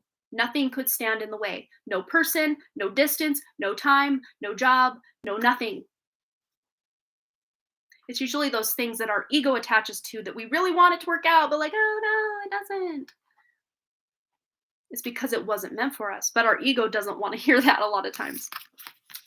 Yeah. Whose ego in here? I'll raise my hand already. Whose ego in here always wants to be right? I know mine does. But I've learned to surrender to my higher self, even when my ego's like, oh man, come on. I've had to do that a lot lately. And I'm only bringing more of my own spiritual gifts online as I tell my ego to basically kick rocks for a while. It hurts in the moment, but like long term, I'm like, thank God I did that, because I'd still be way over here if I didn't just say, ego, shh, don't want to hear from you right now. I'm busy trying to heal and level up and do my thing. And you're getting in the way. You can sit in the back seat. Just be quiet. Do not ask me if we're there yet. Just be quiet. I'm in one of those moods today, guys. I don't know if you've noticed. Yeah. Good, good, good. Good stuff. Good stuff, Katie. All right. Up next, we got Steph Freeman art. Go ahead and post your question. Amanda, your readings have helped me navigate life so much this year. Thank you. You're awesome. Thank you. It's absolutely my pleasure. You are one of like my top favorites to read for, because you always, even in your regular readings, but your past life, just all of it. Like, I have so much fun. Your energy is so fun for me. But I could pretty much say that about all of you here. So like, sorry, not sorry. You're all amazing. I love all of you. Yes, Steph Freeman art in the house. Life is good. Wondering if past life is possible. If not, I'm open to whatever spirit wants to tell me. Okay, let's go to past life. Let's do it. We're tuning in for Steph Freeman. And I always like to kind of say, not just a past life, because I mean, that's fun to know and all, but like, how does that resonate or pertain to our life now? Yeah. I'm a Gemini, so I think that helps. Yes! I'm a Gemini moon, and I have my North Node in Gemini in Vedic astrology. It would be forward. It'd be in Cancer for Western astrology. Both, and they're almost conjunct, because my North Node, or Rahu, is at 22 degrees of Gemini. Add 24 degrees to that into Cancer for Western. And then, so 22.08 for my North Node, and then 26.4 something for my moon sign. 0.46, yeah. Whatever it is. It's like 26 degrees, 48 minutes, or whatever, however they call it. But yeah, my moon and Rahu are conjunct in the 9th house in Gemini, per Vedic astrology anyway. Yeah, it's fun. And then my Neptune is actually opposite. So the cool thing, quick little astrology thing before we get into Steph Freeman's past life. Yeah, one way to know, like, if you can really tune into your psychic or spiritual abilities in life is if you have a moon and North Node conjunction, and also if Neptune aspects the moon, or your moon aspects Neptune, which I got both of those kind of things going on. There's many others, but those are the top two that I have that I know for sure. Because I'm like, how does this make sense in my astrology? Like, that I can tune into my gifts. Yeah. And I also have Mercury in the 8th house, which is all about communicating with spirit. So there's that as well. And Mercury is your intellect and using your mind to expand horizons. I love astrology. I don't know if you guys knew that. All right, Steph Freeman, past life, please, spirit. We're tuning in. What do you want to show her? Not only about the past life, but how it pertains to her life now. Okay, wow. So they're showing me, so you were a priest. This to me feels like a Roman Catholic priest back in, okay, so they're like showing me, I'm not like a religious person, and I don't know like a whole lot about, and I mean, I used to be a religious person, not anymore, but about how like the Catholic Church works.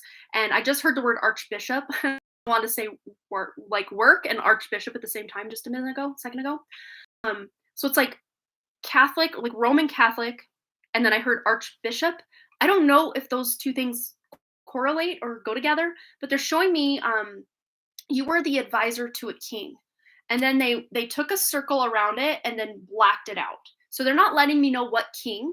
Oh, interesting. We've got like a circle and then like a cross kind of thing going on there.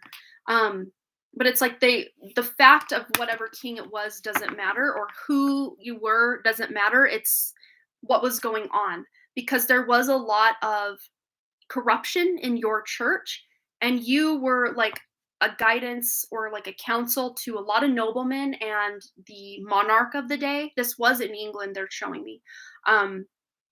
Could have been around the time. They're like, haha, good luck, Amanda. We're not telling you exactly when, but the vibe I get is kind of around the time where there was a specific English king that was thinking about, like, I know back just from my own like knowing of things. Spirit's not helping me out because they're letting me fumble on this. That there was a break from the Catholic Church. It might have been like Henry VIII time. If I again, I don't know. Could have been Henry VIII. You might have been an advisor for him, but they're laughing at me now like good try, good luck. We're not telling you. We're not going to clarify that for you. But you saw corruption in the church, Steph. You saw corruption in the church and you didn't like it. But you were also trying to live from your heart because you really were a man of God in that life and just wanted to do what was best for God and bring God's will to the people. And you saw all this corruption in the church and this greed with the kings and these noblemen, and you just wanted, yeah, you were like zooming right in on wanting to do what was best for God and the people rather than making money for the monarchy or forcing an agenda to bring in more money for the monarchy and the church because they were like this. They were like two pigs in a blanket. Spirit, that's gross. That's weird. It's like, why are they pigs in a blanket? You know, it's like they're in bed together. But then they're like showing me two pigs, not like the food pigs in a blanket, but like two pigs, and then they throw a blanket over it in a bed. Like, what the heck is that about? I like pigs, so that makes me sad. Pigs are so cute. Oh, it could be. KDR knows a lot about England. You could have been her advisor for all I know as King Edward IV. But to me, it feels later in the timeline than that, though. I don't know. Um, but yeah, you were very diligent in that life, Steph, about playing it by God's word and by God's rules, not man's rules. But man was trying to play God by man's rules, and you didn't like it. You didn't like it at all. They're showing the cloth, like I just heard man of the cloth, and then I'm seeing you being derobed. I mean, you're not naked, but like you have like white, like a very long white kind of nightgown thing on under your robe. They stripped your robe from you because they were playing their political and greedy games, and they didn't want you, a true person of source, interfering in their greed and their control and their manipulation. So you were stripped of your titles. You were stripped of your money. Your I see you, you know, like kind of begging on the street even because you didn't have a wife, you didn't have any kids. You had some close friends in the church, obviously, but they were basically told you to be excommunicated from the church or you can't talk to him anymore because he's been silenced. We're not associating with him anymore. All because you did the right thing. So maybe in this life, Steph, you at times hold back from speaking what you know to be right because you don't want to be excommunicated from friends or family members. Yeah, but in this life you're meant, yeah, that's exactly it. It's like I could lose everything if they knew what I really thought. You know, maybe not so dire as that life as the clergyman, but it's to me this feels like it's literally a matter of life or death. Like this to me is a card of someone just learning they've got lung cancer, and this person's like, "Why? I didn't even smoke. Like, how is that fair to me? Like, I've worked so hard. I've done all these things." But you're not. One of the lessons you're here to learn is to actually speak that truth and learn. There's nothing to lose. Then they killed me. I had a dream. I was a man in that era running from. Yes, I'm getting chills. That's absolutely it. Oh my gosh, such chills. I want to tune into that a little bit more. But this worry about establishing yourself and speaking your truth and bringing in abundance, because at the heart of the Five of Pentacles, it is about financial stability as well. The normal traditional Rider Waite is about feeling left out in the cold. If you don't believe, you know, the religion of the day, you're going to be excommunicated and left with nothing, literally left out in the cold, like we had talked about in that other stuff. But abundance. This is what you're meant to bring in as a result of facing these past life fears and issues. And even dreams. I mean, this is coming into your dreams. Yeah, I definitely feel after they stripped you of things, you were like begging on the street and everything, and maybe even still speaking your truth. Oh, wow. Thomas Cromwell. Yeah. When I read Thomas, I got full body chills. I think that was your name.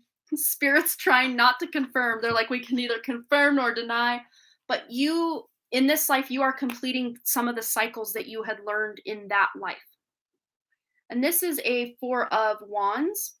So this is also about stability and security and literally like a graduation ceremony. They're graduating from past versions of themselves. I don't know if Thomas More or Thomas Cromwell were executed.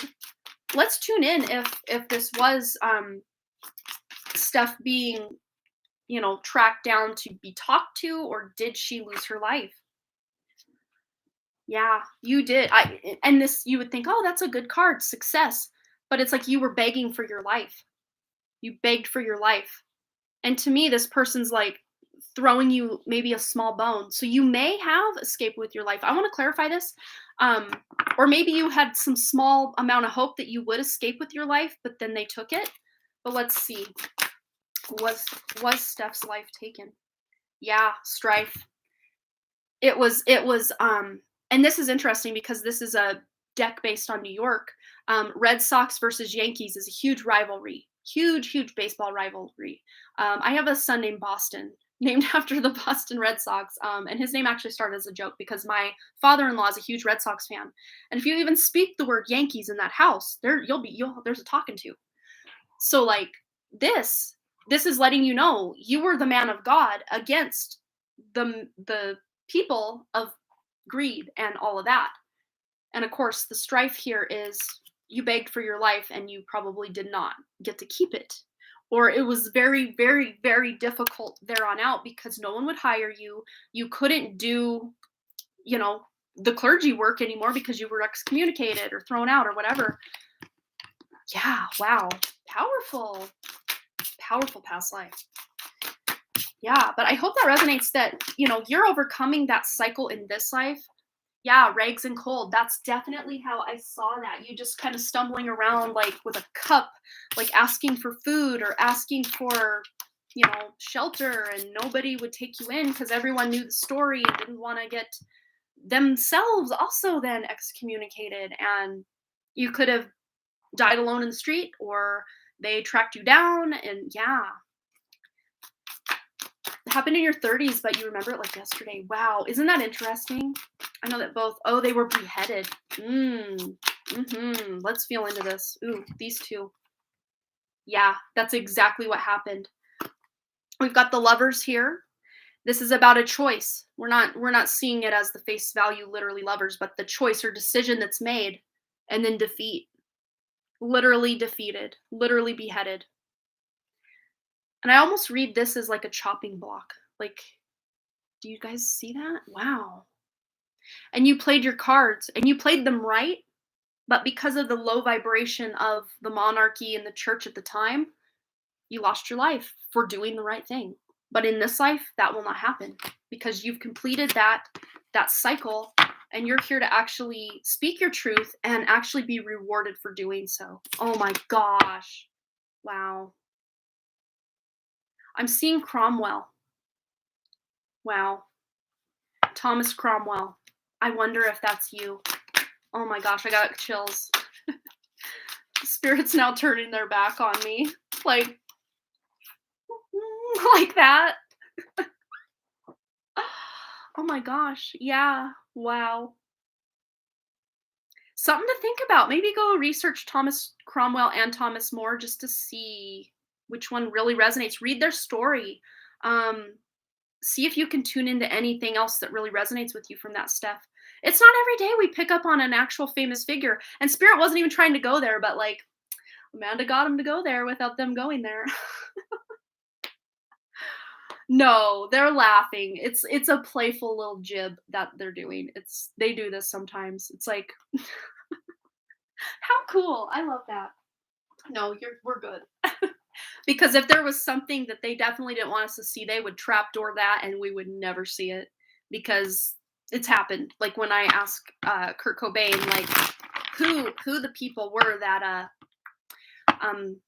he trapdoored that stuff. He would not, because they're, safety reasons. But I think this is so far out that even if you did learn the truth, I mean, no one from that time is alive to be like, I don't know what's going on.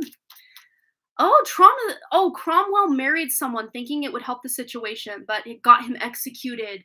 And then that lovers, that was somebody getting married. And then the defeat happened after that because that's it. I got chills. Katie's right. Yes, it was Cromwell. It was. Spirits confirming through the chills. They didn't have to do that, but they literally went like that, like they're throwing me a bone. Like I had said in your reading, Steph, how they were, that Six of Pentacles, how they were throwing them a bone. Mind blown. Oh my gosh. Wow. I love this. This is why I love past life readings so much. We don't know what's coming up, but like, here it is. Here it is. And again, it's not every day that you meet famous people, but King Edward IV, please meet Thomas Cromwell.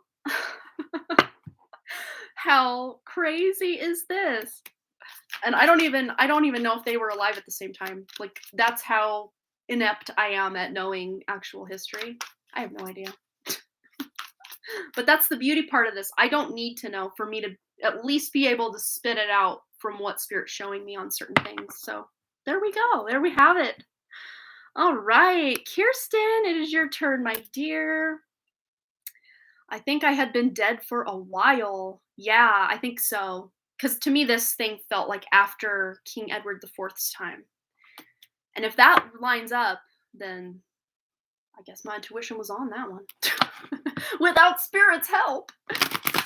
Oh, 1485. Yeah. That makes sense. Yeah. 1485. Yeah, for some reason the number 1442 came to mind. So I don't know if that's like during King Edward IV's lifetime. I don't know. Or maybe that predates him even, or I don't know. Or something happened in 1442. I don't know. That's just the number they gave me. They give me the puzzle pieces, but they make me put it together a lot. And sometimes I'm wrong, and sometimes I misinterpret things. Sorry, I got this weird phlegmy thing I'm trying to get out of there.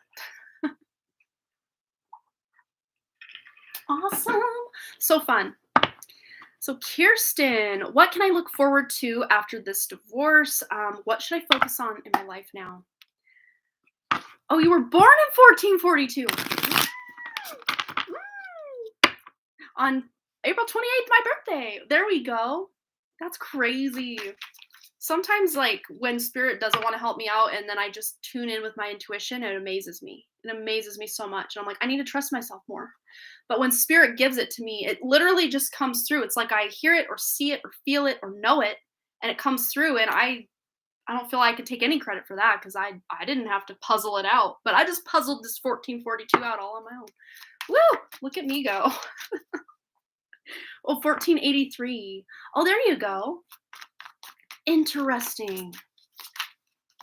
Interesting. I love this stuff so much. Okay, so Kirsten, let's clear the energy. Kirsten, what can she look forward to after this divorce, and what should she focus on in her life now? All right. Yeah. You're going to just have to find a new way to be, because you're just so used to being ruled over and told what to do, what not to do, how to be, what not to do, all the things. You're going to be your own authority for a while, and it's going to feel a little weird, but you're going to get your sea legs with it, and you're going to be like, why didn't I do this sooner? Why didn't I do this sooner? I'm literally in charge and in control of my own life. Maybe you have a little companion pet beside you, or, a close, loyal friend, because dogs represent loyalty. And this is like a map of the stars. To me, that's like constellations rather than like a map of the earth. That's like a map of the stars. So Spirit's showing me you really diving in. Kirsten, dive into your own birth chart, because you will have some answers for some of your deepest and hidden potential, hidden talents, hidden gifts. So doing your own research on your birth chart, either Western or Vedic astrology, whichever one resonates with you, that's the avenue I would go for figuring out your astrology. Whichever one seems to resonate more or is easier for you, go that route. We also have the Hermit Cards. So taking time to just be a single lady while you learn that self-love, that self-care, and just really investing in yourself, your time, your effort, your money, your attention. It all needs to be going to you right now. Of course, leaning on family, friends, people in your life that are not the ex, leaning on those in your life that, you need, because as humans, we still need human connection. Oh, that part doesn't want to date again. Yeah. And you might be there for a little while, and that's totally beautiful and perfect, because, people will see this Hermit card, be like, oh, I'm going to be alone for the rest of my life. Oh no. Or I'm going to be alone for the distant future. But no, This is you getting very cozy and very intimate with who you are on a soul level. And even facing your shadow, your ego, your wounds, your inner child stuff, healing from all the trauma that was inflicted on you in this relationship. These are all important things for you to do before jumping into say another relationship, because you need to know and establish your beautiful relationship with yourself before trying to tangle up and mix anyone else into that twist there. You also have the Ace of Pentacles, so new beginning. As a result of this, you are getting a new beginning, new stability. And I saw something, where was it? I don't think I saved it, but it came across my news feed. Oh man, if I could only find it. Spirit put it on my news feed. And it was so beautiful. And I almost saved the picture and then I didn't. I should have. Darn it. I should have. It's probably not coming back to me now. Yeah. I'm just going to scroll for like 2 seconds to see if I can find it. I saw it yesterday and then again today. It was on my news feed. Yeah, I'm not going to find it probably. But just try one more. I remember some of these from earlier. So maybe. I didn't scroll for long, but yeah, it's not here. But yeah, anyway. What it was like an air mattress in like a 1-room apartment with a TV on the floor and a couple like soda cans and like a phone with a charger. And it's like sometimes boundaries and something look a little something like this. And it basically is that new beginning, that new start, and maybe literally starting from scratch. Oh, hello, Peggy. Thank you. I actually made this for my kids for the 21 Pilots concert. This is Ned from the Chlorine music video for 21 Pilots. Beautiful, beautiful song and video. But this is like a cartoon patch of Ned from that. He's a little creature character guy from the lore of 21 Pilots. I love them so much. If you've been here for long enough, you know that. Everybody knows that by now, I think. But yes, Kirsten, you are, even if it looks a lot less luxurious than the life you were living for a while, at least you're your own authority. You're not living under the hand or command of someone who is manipulating and controlling your life. And that freedom, even if it looks a little sparse right now, is everything to you.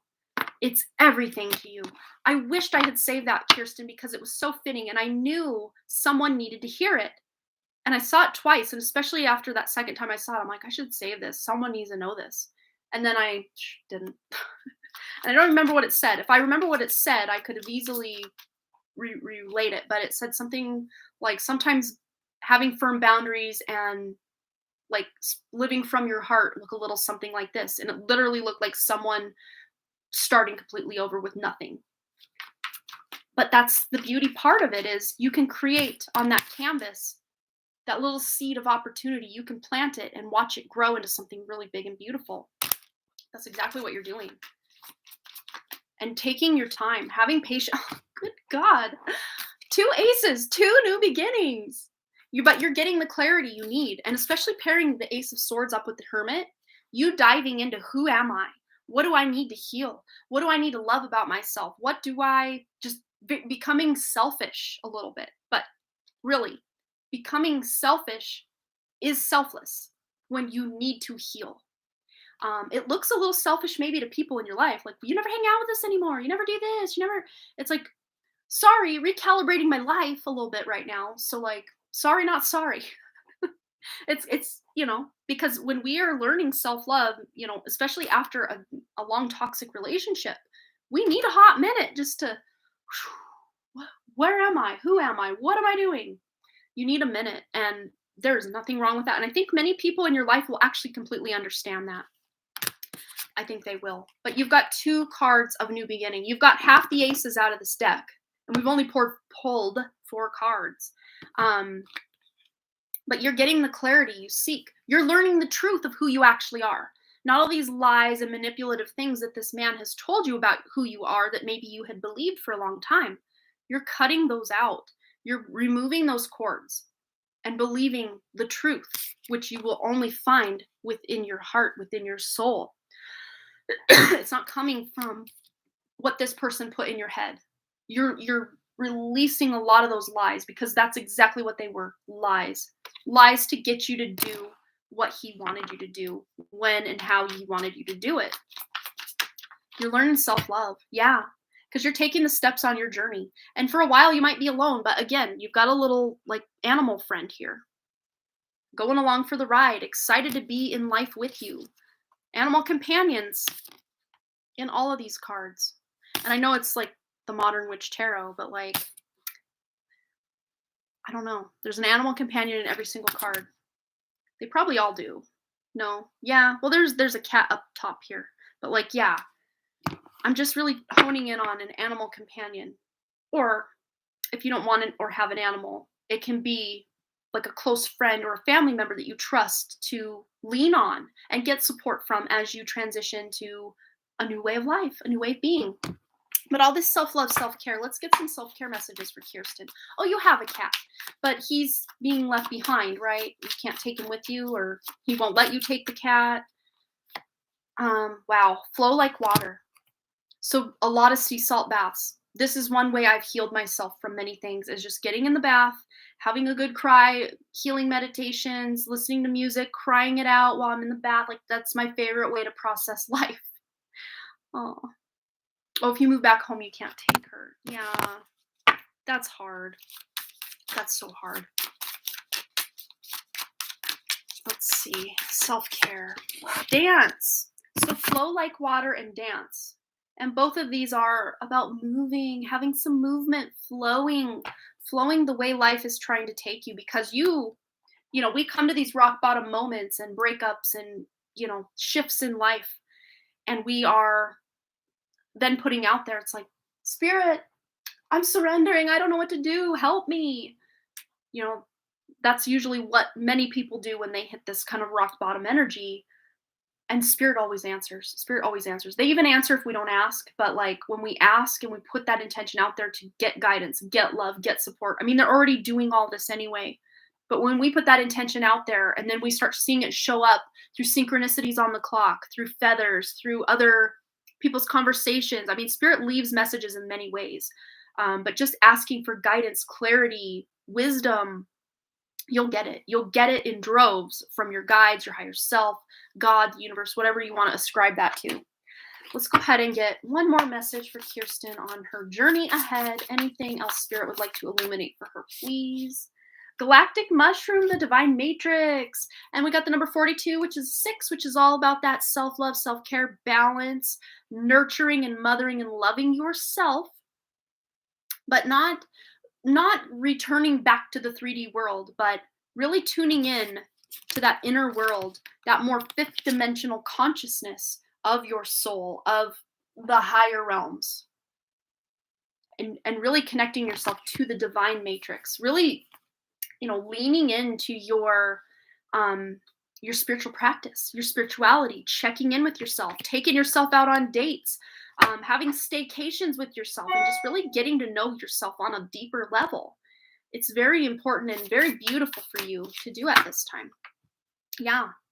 And then we've got here on the back, Watchers, transpersonal. So getting to know yourself, you're also getting to know your guides, your angels, and you got another 6. So there's 66, the number 66 coming in hot. But the number 6 is, again, balance, love, practicality. It's nurturing, mothering, loving yourself, not settling for less than what you deserve. And the Watchers, to me, this is a very like guide energy, very Archangel Michael vibes from this. I don't know why. Very Archangel Michael. He is that protector angel. And of course, when you have the Ace of Swords in your reading, it's like holding Archangel Michael's sword of protection and communication, finding a new way to communicate to yourself and to communicate to others. Because I think, after being in an abusive and toxic relationship, oh, make Michael's your angel. Well, there's just your clarification that Michael's definitely there and definitely in communication with you this whole time. He has not left your side, and he will not leave your side. But yeah, you're getting clarity. You're not believing those toxic things that this ex has told you about yourself. You're cleaning it. I just saw that card. You're cleaning it up. You're cleaning your space. You're literally uprooting yourself from his home and moving and planting yourself in another place, and cleaning your aura, cleaning your thoughts, cleaning your energy from the inside out to become that sparkly gem of spirit that you are here to be, that you are evolving yourself through all this pain and trauma to, become a beautiful and blessed version of yourself. Even if it's hard, because through the struggle really comes the beauty in life a lot of times, which is kind of the crazy thing about life. But I hope that resonated for you, dear. We just got another donation, couple donations. So all right, where is my list? Yeah, always struggling. Girl, I'm right there with you. My 39 years have been one struggle after another, after another, after another, after another. But guess what? We keep going, right? Because we're warriors. We're spiritual warriors. So one little attack or breakdown won't keep us down for long. We get back up. We always do. All right.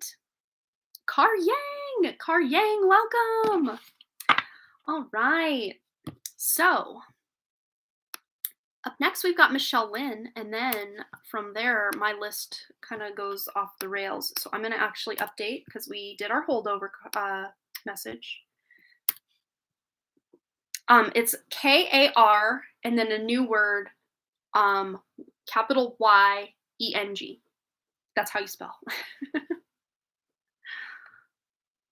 Questions in PayPal. That's amazing. I'm going to actually, and before Car Yang, we had for Danny. A donation came in for Danny. So after Jacqueline, 166 Jackie, we've got Danny, then Car Yang.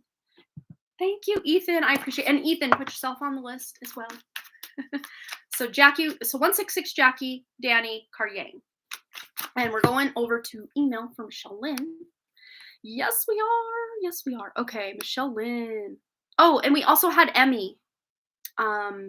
Emmy was before 166 Jackie. Yeah, that's our current lineup. We're getting there. Wow, we're really cooking through the list. Michelle Lynn says the full moon lunar eclipse is happening in my 8th house of intimacy. Same.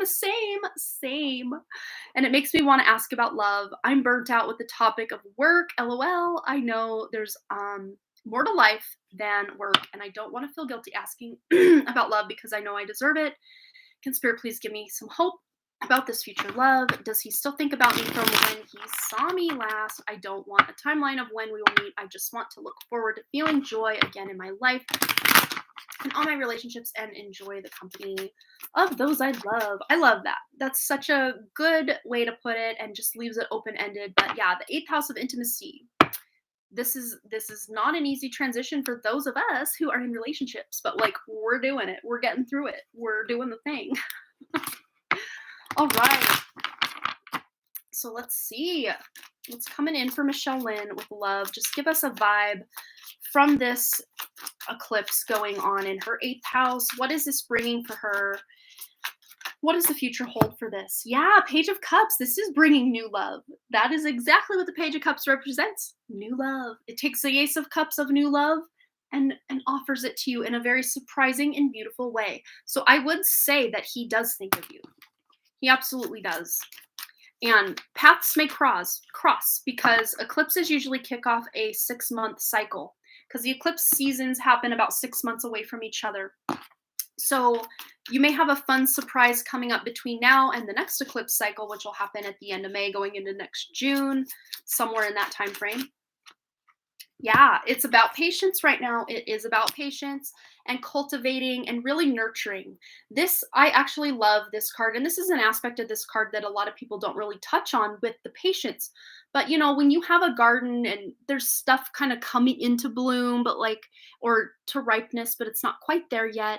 I mean, there's a lot of going around, cutting of dead leaves and pruning and, checking the moisture levels of the soil and, sweeping away some bugs and, saying hi to the spiders because they're keeping the bugs away, right?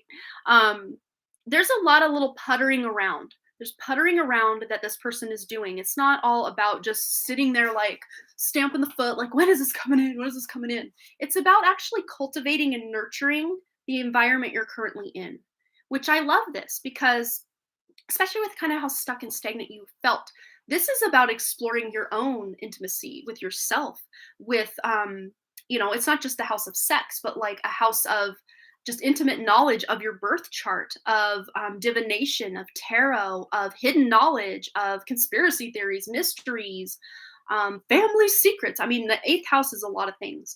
Other people's money is associated with the eighth house as well. Um, you did roll the rice and got the dice and number 5 for May, so it's interesting. Yeah. Looking into your birth chart last night. Yeah, this is just you kind of puttering around your life, just kind of puttering around, tending to the little things, sweeping some cobwebs away over here, really working on your body and just feeling good, going to the gym, doing all the things that make you feel like your best version. Because this is what's going to help, when the time is right and ripe for love to come in, you're going to be more than willing and ready for it to be here. Because I think if love came in just slightly prematurely, it would almost scare you, like, oh no, I gotta get my life together, I gotta be better at this, I gotta move, I gotta do this, I gotta, you know, I just heard spirit say, I want to be a better adult. So it's like you're almost kind of tending to these things right now, so that when you do meet this person officially, you will feel like, yes, this is the version of me I definitely want to present.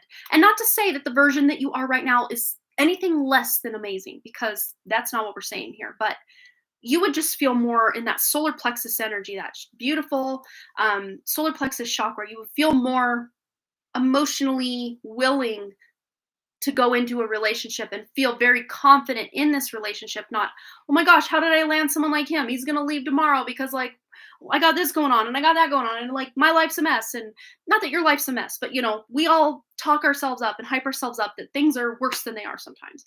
Um, but also enjoying time with your family, extended family, your parents, pets, if there are pets around, and also nurturing your body with foods that fuel you, that make you feel really good. Because I don't know what it is, guys, but maybe the last maybe 3 months or so, um, anytime I eat oranges, and it could be something different for you, but like food that is alive, that is still got its life force energy. It's not dead food. It's not processed food. It's not, food that's been dead for 3 weeks or processed and it was never alive in the first place. But like living food, like fruits and vegetables. The fresher and more locally grown, the better. But like when I eat oranges lately, it's like my whole body is buzzing. Like my even my head feels floaty, and I'm just like, whoa, I could conquer the world right now. When I eat really good for my body sings with that food, because that energy that we are giving our body, we then use that with our body to convert it into something that is just like beautiful. I think I just want to see what he looks like too. Ooh, yeah, let's see. Let's see if we have that archetype deck, if we can get, I know we've kind of touched on personality here and there, but maybe they'll give us like a look. I'm picturing darker hair. Yeah, here we go. Priest. I was picturing darker hair, but it says facilitates spiritual commitments, serves as a channel of spiritual energy. So this person definitely is spiritual. And he may have darker skin tone than you and dark hair, dark eyes, but spirit's like, leave it open for interpretation. Because if he doesn't look exactly like that, they don't want you to then disregard. You're not him. Go away. It reminds me of there's a little analogy, or a little story, not analogy, like a little parable or story about the man whose boat capsized and he's deserted on an island, and he asks God to come in and rescue him. God, please come and save me. And there's a lightning bolt of thunder that he takes as a sign that, yes, God is on his way to save me. And then all of a sudden, here comes a boat. Hey, are you okay? Yeah, I'm fine. God's coming to save me. God's coming to save me. I got it covered. I'm good. I'm waiting for God to come and get me. And then next comes a cruise ship. Hey, what are you doing out there on that deserted island all by yourself? It's cool. I don't need help. Like, God's coming to save me. God's coming to save me. And then the rains come, and more lightning, more thunder, more lightning, more thunder. And the guy's still waiting for God to come. And he's waiting and waiting and waiting. And then God comes through. He's like, what are you still doing here? And the guy goes, I'm waiting for you to come save me. And God's like, well, did you not get the 2 boats that I sent for you? And the guy's like, oh, can you bring the boats back? Like, I messed up. So it's almost like sometimes the more information we think we know or have about something, if what's presented to us doesn't match up, it's almost like we will push it away or say, oh, possibly be it, or that's not for me, before we even give it a chance. So spirit, I think, is maybe trying to protect that aspect of who this person is, so that you don't try to disregard certain things before, I don't know. Does that make sense? Does that make sense? And his voice, I want to know everything. I was told he has dark hair. Yeah, I definitely can see darker hair. But he doesn't have to necessarily look like that card that we had. And that's kind of where I went off on my little tangent or spiel. Do you think I could just see him before this year ends? It would make it feel so much more real to have a face to put to this guy I've been dreaming about. Let's see. All right. Let's see. Will she be able to meet by the end of the year? Two of Pentacles. It's still up in the air because there is a big decision you're making in your life that could make or break a yes or a no about this. And I think it has to do with moving, either physically you moving out of your parents' house or about moving out of the job that you're in. If one of those things happens, I think it might be a yes. But if neither of those things happen, I think it might be a no. That's kind of how they're showing me this. Like, it's still open. Like, timelines are still very infinite for you. They're not just one timeline or two different timelines. Like, the possibilities are just, I'm like 360 views with possibilities for how this could all line up and when this could all line up.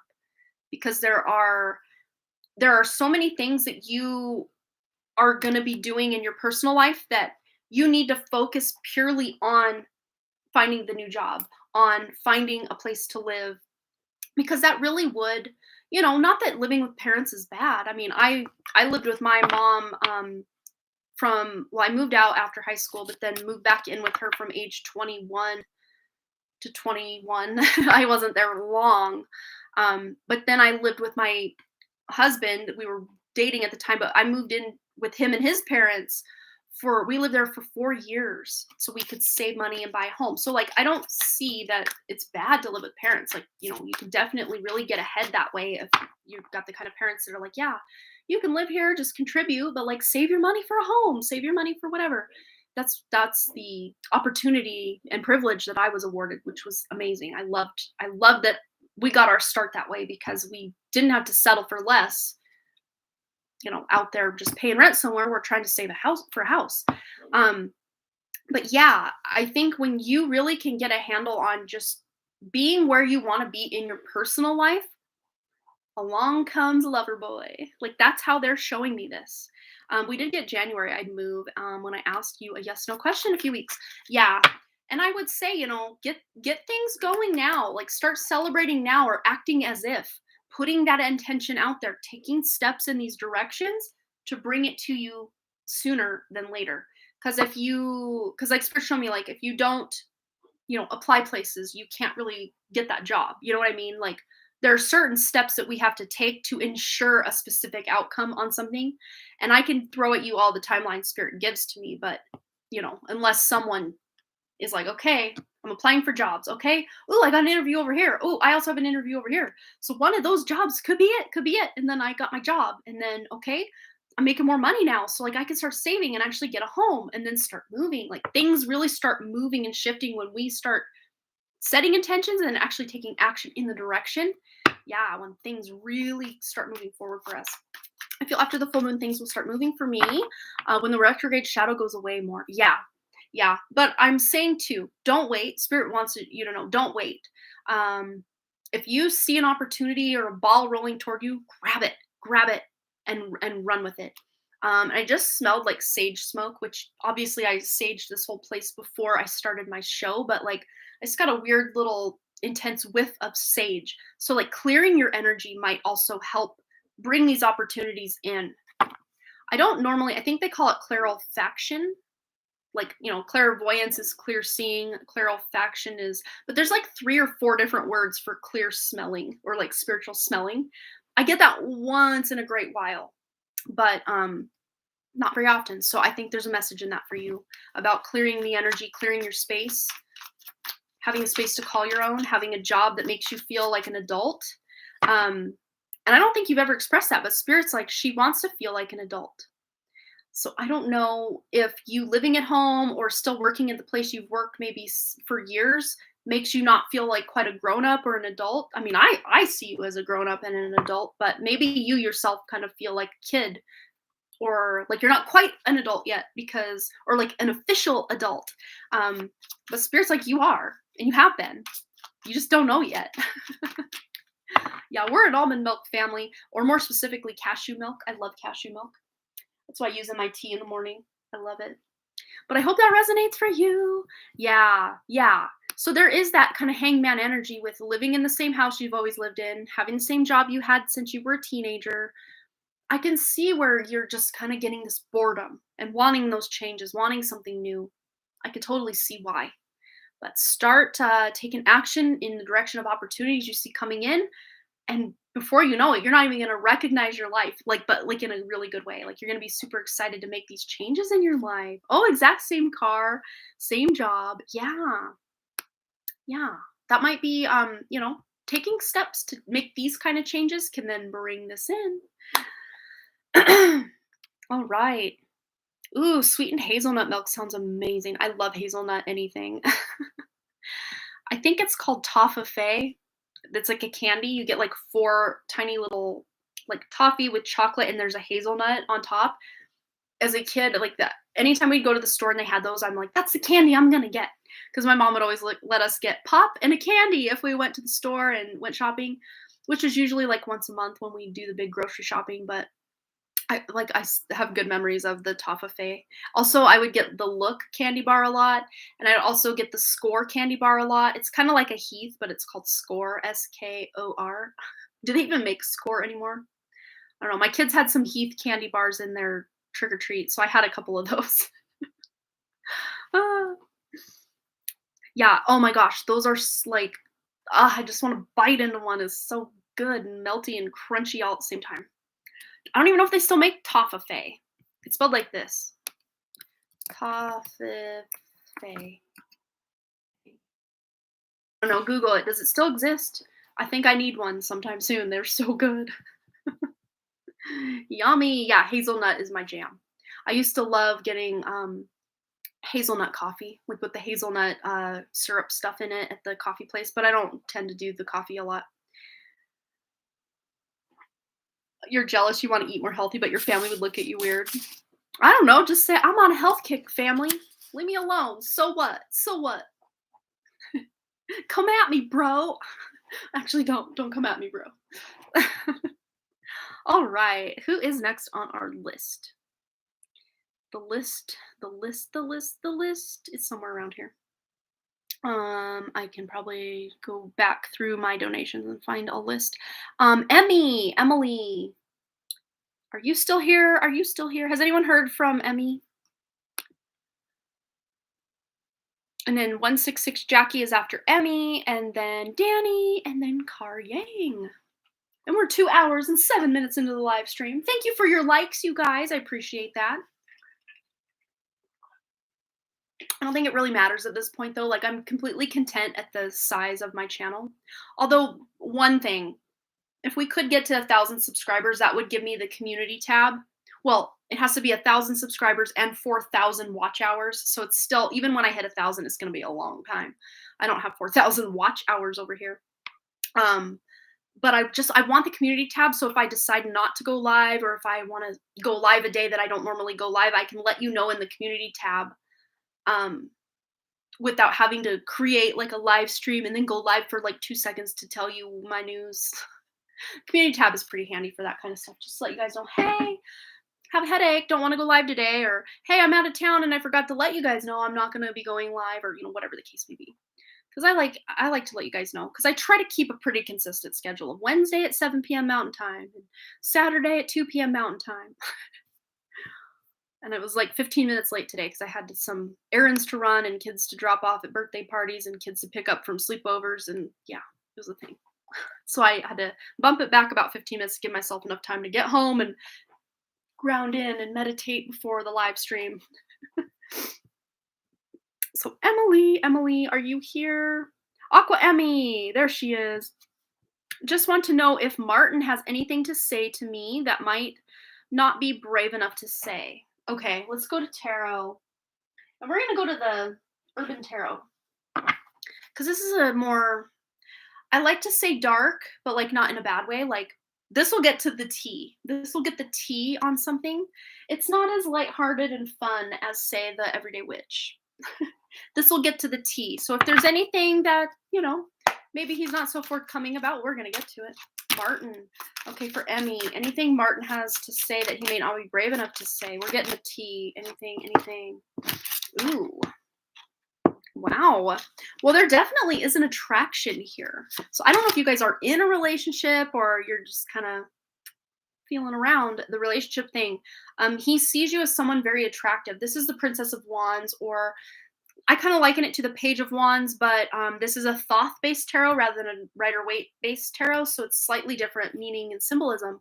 But you just open this like eighth house stuff within him. Like he wants to know you on a more intimate level, and not just like, that one intimate way, but like deeper. Like he wants to know what your soul mission is. Like he wants to know a lot of deep things about you, especially pairing that up with the moon.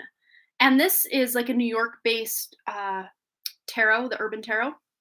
And there were rumors or whatever that there were alligators in the sewers in New York, which I don't know. I've never felt into that energy to see if there are or not, but like it was like an urban legend. And we've got the Urban Tarot bringing in the urban legend, but it's like there's so much more beneath the surface than what meets the eye. Very eighth house energy with both of these depictions here, because the moon I don't normally associate with the eighth house, but I really am with this. And it's like you make him want to learn like all the hidden truth of the world. And maybe he brings that out in you. Like if this resonates for you, like you want to know him on a more intimate level and know what his dreams and hopes and wishes for the future are, and like what his childhood was like and all these things. Like you guys are probably mirrors of each other and you both want to know these things about each other. But the moon is someone who's very intuitive. So I think he intuitively knows when to say the right thing and when to maybe hold back something if it's not the right thing to say. But let's see what these specific things that he might not be brave enough to say might be. Yeah, he's been through some stuff in his life, and maybe even in especially in relationships, even relationships with parents. There've been a lot of back and forth tug of wars.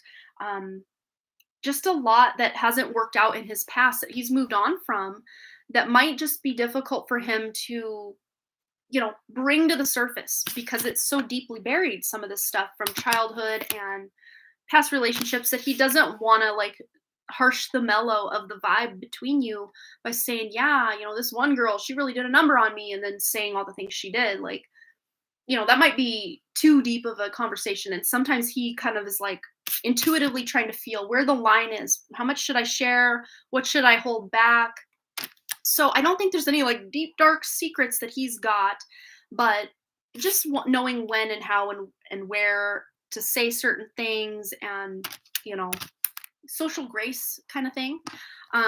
Let's see. Anything Martin specifically about Emmy that hasn't been brave enough to say. Yeah, he really admires you. I mean, he admires, not only the physical aspect, but the inner aspect as well. This is the Strength card, which is usually talking about inner strength. Just being a beautiful personality, someone who really shows up in your own life. And he really admires that about you. And it might be kind of embarrassing to him to even know how to put that into words because it just sounds a little cliche. It's my birthday, 4:28 on my clock.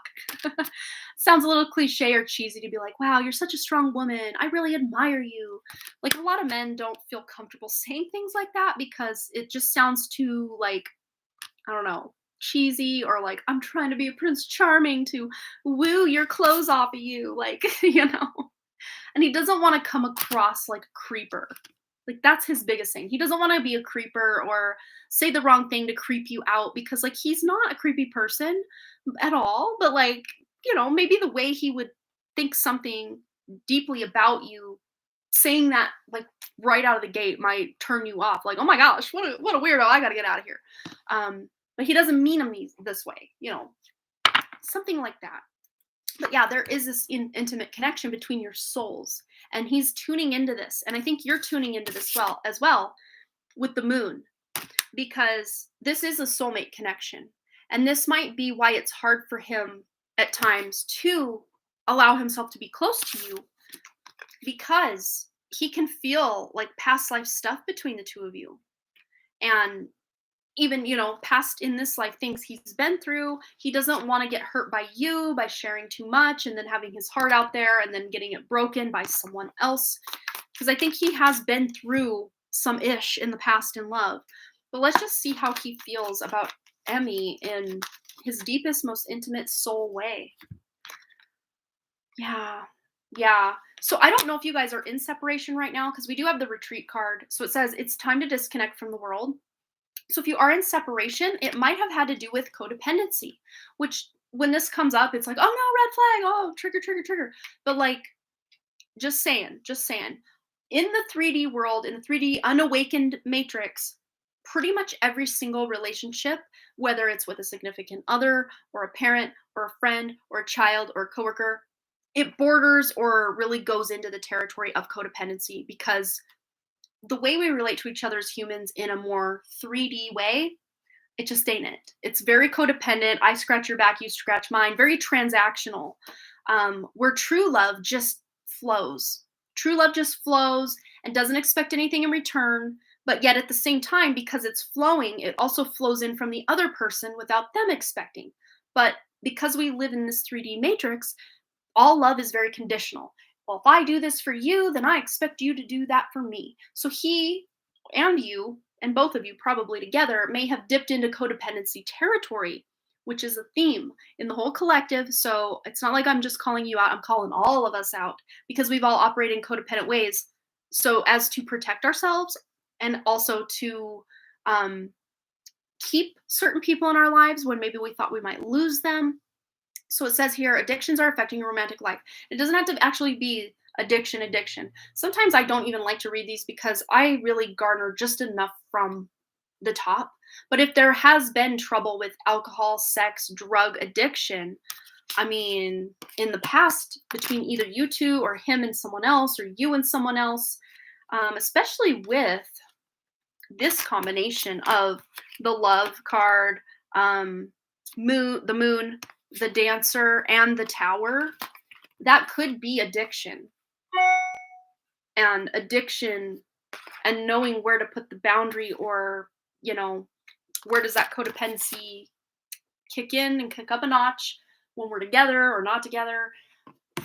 But he really does admire your strength and he also wants to express his love. He wants to make that romantic gesture, but, he really a lot of times doesn't know how to do that in a way that doesn't come off as creeperville or codependent, So there's a line he's trying not to cross. But let's get some advice for this relationship moving forward, please, Spirit, for Emmy and Martin. Any advice to move this relationship forward in a romantic way, if that's possible? You can't make this up. You really cannot make this up. What were we saying about all of this energy at the beginning with the dancer and the moon? Very deep diving, 8th house. 8th house is the deep house. Going deep into these, hidden and taboo topics. That's exactly what he wants. Advice for the future is diving into the depths. Diving into these deep topics and really seeing what it does, how it can feel, where it will take you. But it says depth. As new people show up in my life, I look for all the weird and wonderful complex layers below their surface. I can't be surprised by someone's depth of character unless I'm willing to peel back the outer layers and go a little deeper. It's like the brand new saying goes, don't judge an onion by its haircut. These are so cute and funny. But this is him, letting that guard down a little bit to dive deeper into these deeper conversations, which I think, again, going back to his past, his childhood, past lives, it's difficult for him to dive beneath the surface because he doesn't want to show too much of himself and then have it thrown back in his face or to get hurt by that. We've also got the giving card. So as advice for the relationship is depth and giving. So giving says, I welcome the idea of give and take in my relationships, and I eagerly practice the give part. What were we saying about all that transactional? I scratch your back, you scratch mine. I'll give you all this love, but like in the 3D world, you may not get that back. But when everyone's coming from the heart, it's just love, love, giving love, giving love, giving love. And then the other person, giving love, giving love, giving love. But in the 3D matrix, it's giving love, echo, echo. Am I getting anything back? No? Oh, darn. Mm. And then maybe it comes back. It's a weird thing. It's a weird thing. But this card, right on point with what we were talking about earlier. I welcome the idea of give and take in my relationships, and I eagerly practice the give part. By giving freely, I discover just how fun giving really is. Giving my time, care, and attention to someone else actually gives me good feelings, which makes me want to give even more. Wait a second. Does this selflessness make me look selfish? Be honest. And what was I saying also at the beginning of you two being mirrors of each other? If that deep energy felt like that's what you want in this relationship, you guys are mirrors of each other. So that's coming out here as well. Beautiful. Yeah, I mean, best advice would be to be authentic. That's really the brass tacks of it all. Be your authentic self. Um, Allow him to know it's safe for him to be his authentic self, and I think you'll be able to show up as better versions of each other for yourselves. And even kind of looking at this whole codependency thing, um, and just seeing, maybe doing some research about codependency, just to see if you are traveling into that area with him and seeing ways you can overcome that. There is a lady, because I'm working on my own codependency issues in my life with all sorts of people, and drawing better boundaries for myself and allowing others in my life for maybe sometimes the first time. Like my husband, he's a giver, give everything, every time, all the time. He'd rather sacrifice his own happiness to give everyone everything, and like I don't want him to do that anymore. But like he has to be the one to decide. I need to give to myself and then give from my overflow, not give until my cup is completely empty. Um, so I'm working on my codependency issues and also allowing him space to work on his, so that everybody feels like they're showing up in the right way. Just as my own personal example. But let me find, there's an amazing YouTube lady. She's got a PhD in psychology. Let me go to, see, I can't remember her name right off the top, but I know I have a video saved here. Her name is Julia Christina Counseling. Christina with a K. Let's see. Yeah, like this video called "Why You Can't Keep Your Boundaries," and that's her handle right there, or her channel, Julia Christina Counseling. So she's got some amazing advice. I've watched maybe like 10, 15 of her videos somewhere in there. I like binge watched a bunch of them the other day. I'm like, yes, yes, yes. So that might help with the codependency for anyone who's dealing with any kind of codependency. She's even got a video called "What is Codependency?" if you don't understand what that is. But like, so many humans are caught up in the codependent game and they don't even know it. I didn't even know it until recently. I'm like, oh, this explains so much. So much about my childhood and my life. But when you can work on those issues, like you can change and shift so much of your life. Like so much. Not just in love relationships, but in all relationships and relationship with yourself. Because when you're codependent, you usually will sacrifice your relationship with yourself to appease someone else. And we're learning to level up. So yes, you are so welcome, Aqua Emmy. Welcome, welcome. And it was good to have you here. And thanks again for your donation. All right. So up next, we've got 166 Jackie. Yay. 166 Jackie is next. And then after that, we've got Danny and then Car Yang. And I think I will close the donations just so I can go get some dinner. I had made a little plan to go get some burritos. It sounds really good. So yeah, I'm going to do that. After we're all done here, I'm getting really hungry. I even ate kind of a late lunch, but it was a very light lunch. All I see in the chat is, yes, I'm fully gay. And we love our fully gay Ethan. Bring it on. Okay, I need to make a new pinned comment. Donations closed. That was such a fun little comment to zone in on the chat with. I love it. Okay, replace pinned comment. There we go. Jackie is in graduate school, and I know this is the career for me. And my dad said he would even help me pay for school, but I have been down and doubting myself lately. Any advice from Spirit? All right, let's feel into this. I actually want to use Everyday Witch. They're calling my name back. Like, I want to play again. Let's go.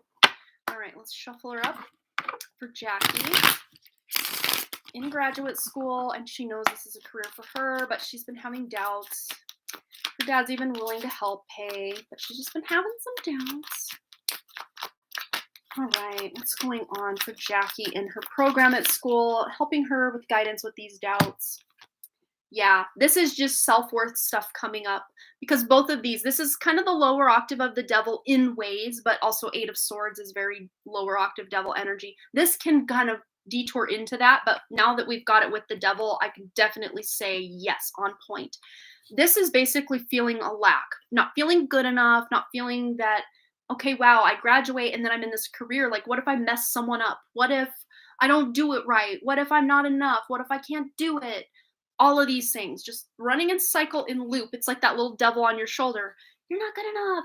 Oh my God, what if you mess up? You're wasting your money because you're never going to amount to anything. You know, all the things. We've all done it. We've all heard it. But it's not us. That voice in our head saying those nasty things to us is not us. It is an ego. Sometimes it's even other thought forms or entities that will plant these nasty thoughts in our head, just like our beautiful loving spirit guides can plant those loving messages in our own thoughts. So can other, not so great vibrational entities put these nasty thoughts in ourselves. So clearing your energy can really help. Saging, Palo Santo, however you want to clean your space, grounding, getting out in nature. This can help you overcome any kind of limiting beliefs or even subconscious programming, because both of these cards are about changing the way we show up, in our subconscious, which is not an easy thing to change. It takes work. But reprogramming yourself with affirmations and saying better things. Yeah, because look, this is self-love. Ace of Cups is all about self-love. So learning to love yourself and not believing the nastiness of you're not good enough, you'll never, all the things you've probably heard in your own head, or maybe even other people would plant a little seed of doubt, and in your head, it would take it and run with that and really expand on it and let it bloom into an out of control, weedy garden. And you're like, no, I don't know what to do anymore. But this Ace of Cups is you coming home to yourself, learning this self-love, and through taking care of yourself and nurturing yourself and believing in yourself. Really also, I'm seeing both the root chakra, the heart chakra, and then also solar plexus chakra. These are 3 areas that might just be slightly off balance and need a little cleansing, a little energy clearing, a little tuning up. Really all chakras could be firing on all cylinders for all of us if we would just tune in. It's kind of a daily thing because our daily ups and downs can kind of shift how we're showing up because our chakras are kind of spinning, and we've got other chakras we don't know about. I mean, it's a whole thing, but just tuning in and asking yourself, how do I feel today? And doing, treating yourself like your own child or your own lover, just being so present with yourself and loving and nurturing yourself and showing up for yourself. This is one way you can talk yourself out of not feeling good enough, or just, those doubts that'll creep in, because as you can really strengthen your own self-worth and your mission, your life purpose, those thoughts will just bounce off like a nasty little fruit fly, like get out of here. No one needs you. You don't even pretend to entertain that little fruit fly coming in. You're like, yeah, no, not even participating in that noise. But it's almost like you're becoming a new version of yourself. And a lot of times these doubts come in when we're about ready to break through to the other side. And I just heard The Doors, Jim Morrison, break on through to the other side. I don't know, there might be a message in that song for you. But yeah, doing some soul searching, doing some introspection, meditation, just really feeling into your own personal energy and bringing that love, filling that cup up of your own first, and drinking from your own cup and nourishing yourself and loving yourself. This is going to bring you back from all of that doubt and worry. And again, fruit fly, get out of here. No one needs you here. All right. Any other advice moving forward for Jackie, please, Spirit, with her program and having this confidence and security in this program? Yeah. This is exactly very in alignment with this energy. Just not feeling good enough. And like I had said in the collective message, there might be, Jackie, some information. If you missed the collective at the beginning, there's a beautiful message that came through. It was like a half hour long. I really went in, but you could 2.5 speed that and really get through it. Um, but what I love, what I was talking about in the collective with this card was this was almost like the higher self bringing that Ace of Cups, which you have that access. The higher self is bringing that Ace of Cups to you, and you just can't see it yet. You're so focused on, I'm not good enough. What if it doesn't work out? All those thoughts. But if you shift your focus inward or toward higher self, toward your soul, toward your heart, you're going to find that self-love and be able to crack the code, so to speak. I struggled in school when I was younger, and I'm competitive in a competitive program, and sometimes I feel like I'm on a emotional roller coaster. Buckle up, because I talked about being on a roller coaster in the collective reading. So if you missed that, go back and watch that. I guarantee you there's a message in that for you, and you're going to level up and realize you're going to be okay. It's all about keeping the balance. Of course, when you're on a roller coaster, it feels anything but balanced. But this is you tuning into yourself. Two major arcana energies here. And then a major arcana that you are closing out is this devil energy, not feeling good enough. You know, the competitive program can really mess with your head. But yes, you got this, because you're balancing on one foot even, and you're still doing the thing. You got one eye open, one eye closed. You're like, I'm tuning in, but like I'm still present here too. I'm still here, but I'm tuning in as well. Very meditative, very present card in with both of these. And it's interesting too, they both have like striped stockings on. None of the other cards have that. They're all wearing dresses, these other ladies. I don't know. Maybe look at the spiritual meaning of stripes. Like, I don't know why I was drawn to that. Stripes. Maybe wearing stripes will bring you confidence. I don't know. Striped leggings specifically, because they're both wearing striped leggings in that. Funny. That's a random message. Sometimes I feel like my classmates use me and I'm scared. Let's just feel into that energy real quick about classmates using Jackie. Yeah, your hard work will pay off. I think maybe sometimes they want to piggyback on that hard work. I don't know if there's like a study group or working in projects or teams or something, and maybe you feel you're pulling more weight than they are. But don't worry, you're going to shine. All your hard work will pay off, and I don't think they're going to be able to piggyback on that too much if they are using you. They're going to learn pretty quickly that they kind of have to sink or swim on their own. They can't really use you as the source to go to for all that energy, because you're giving that energy to yourself. You're not pouring from your beautiful loving cup. You're only giving them the little drips that come out of it when it's overflowing. You're not depleting yourself to give to everyone else, at least not anymore. If you've done that in the past, you're not doing it anymore. Thank you. I will get through this. You will. I really feel it. Yeah. This is just a phase or a cycle right now. You're just going through this kind of phase because, like I said, I don't remember if I mentioned this in the collective or just earlier, but I will reaffirm that for you here because it's here and it's on my mind. I'll just say it. You get tested the most when you get tested the most when it's time to elevate to the next level. Don't fold. So that's why you're feeling this tension of, oh no, what if I can't do it? Because you're about to elevate to that next level. Don't give up. Don't give up. You got it. You got it, girl. I have faith in you. I hope that resonated for you, Jackie. Brought you a little guidance and clarity. Thanks again for your donation. I appreciate you. Let's see. I am going to take a drink of my water and then check my list. We're getting there. Oh, and Ethan's also on the list. I hope I told you to add yourself. Danny, we're going to timestamp because his parents, not because his parents, timestamp a message from his parents and higher self. Guidance for hope and happiness. I love that. We're doing it, Danny. Let's go. I'm going to timestamp this. Stepher's timestamp. So then Danny's timestamp is 2:33:33. 2 hours, 33 minutes, 33 seconds for Danny. There we go. Okay, let's get into this for Danny, please, Spirit. Messages from Danny's parents and higher self. Messages of hope and inspiration for Danny. Ooh, we got some going on. We got something going on here. Okay, wow. Yeah. Oh, I love this. This is, yes. Okay, wow. Can't wait. So yeah, you have put in that Eight of Pentacles, hard work, dedication, working towards something, really honing your skills, honing your craft, trying to better yourself, trying to level up.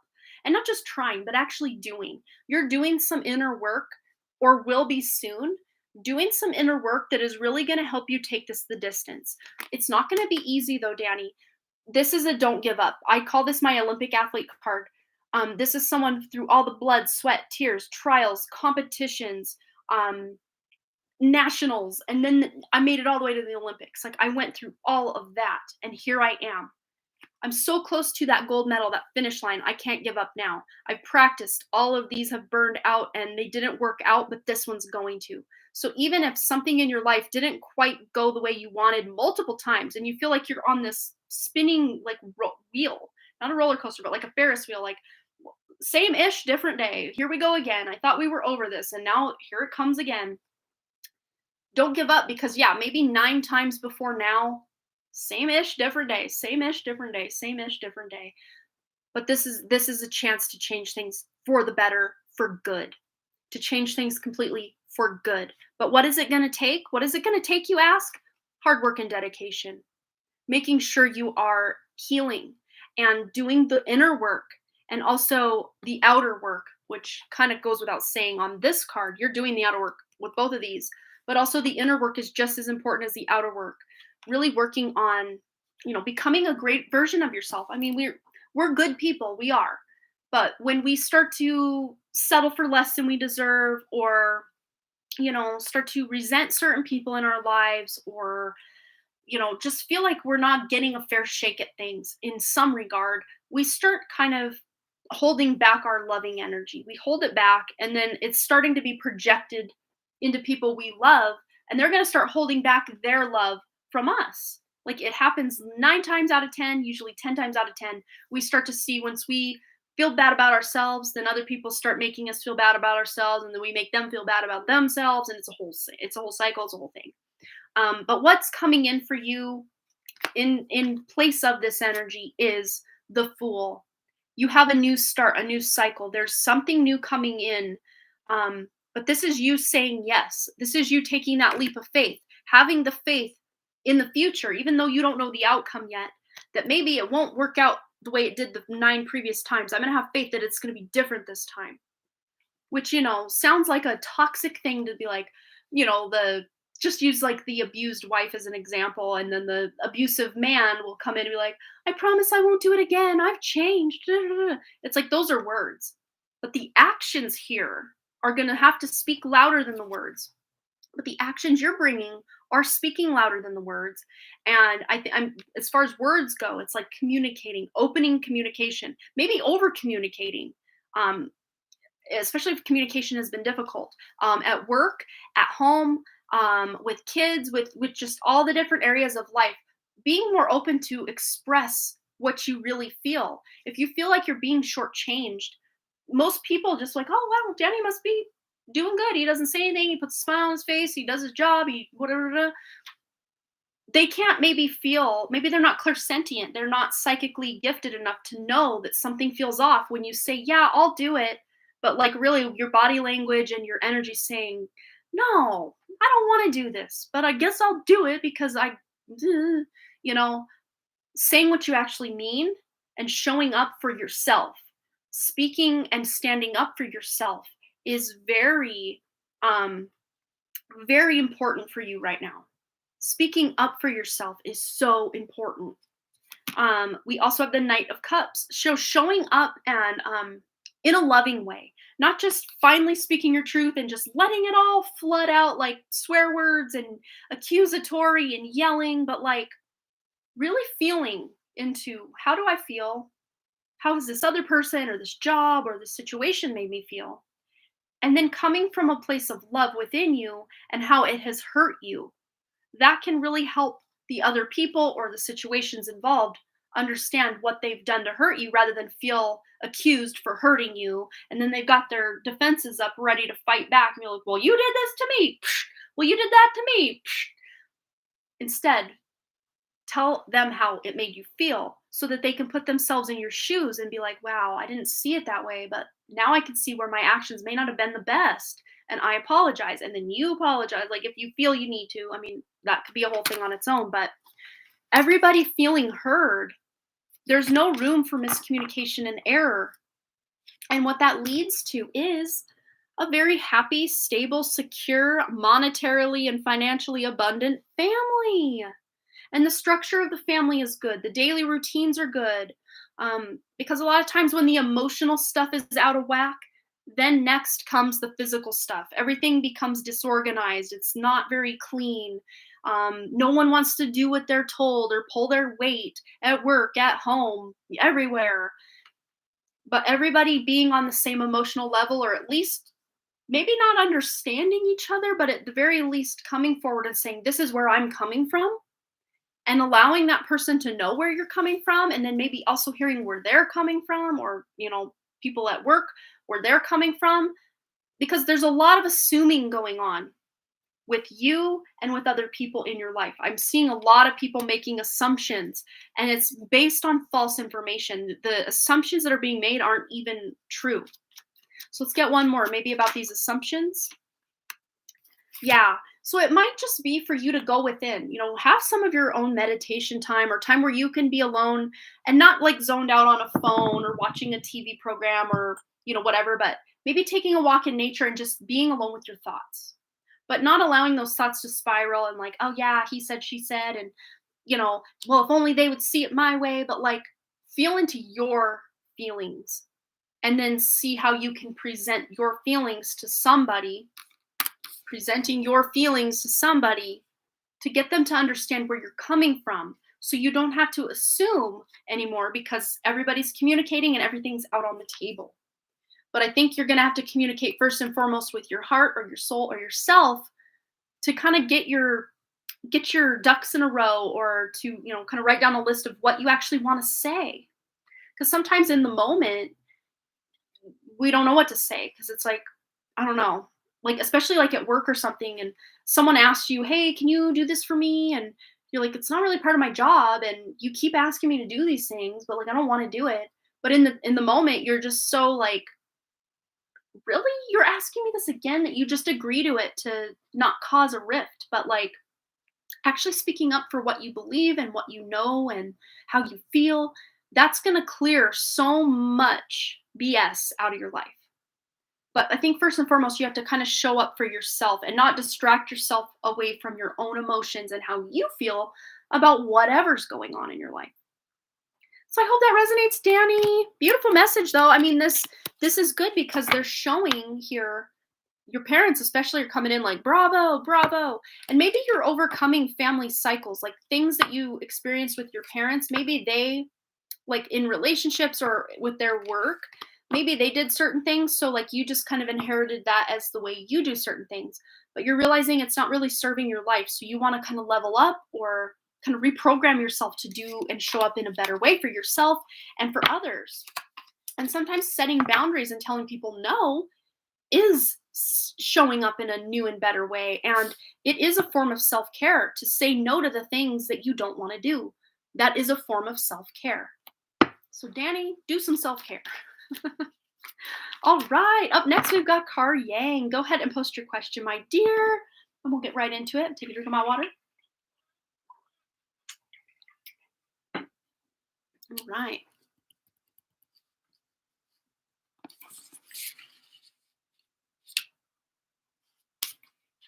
Oh, those are old timestamps. I'm like, what is that? I just have notes for days everywhere.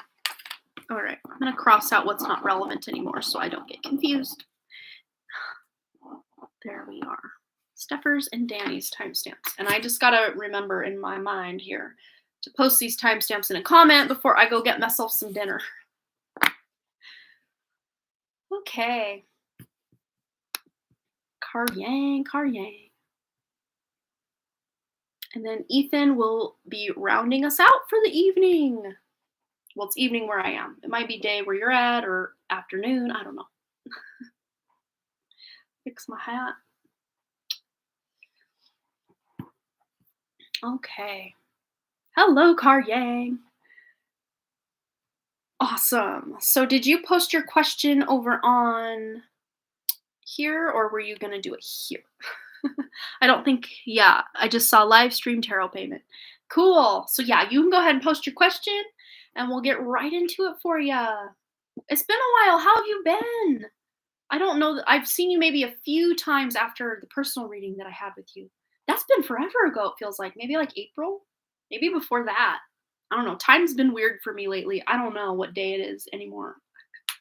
It feels like it's like maybe the end of 2020 right now because 2020 went by so fast. 2021 went by so fast.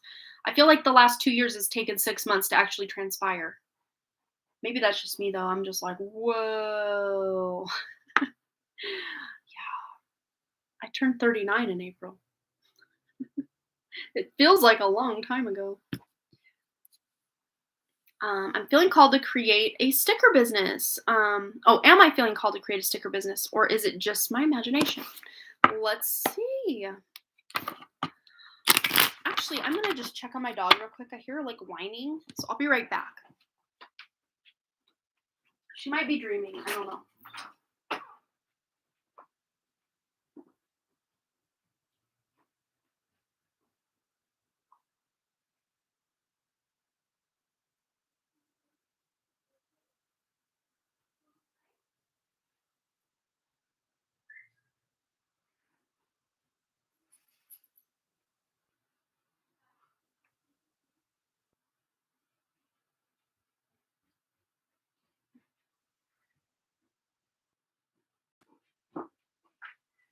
It might have been my other dog. He's definitely ready for dinner. Now he's barking. He'll probably be up here barking at the door very soon, but let's find out.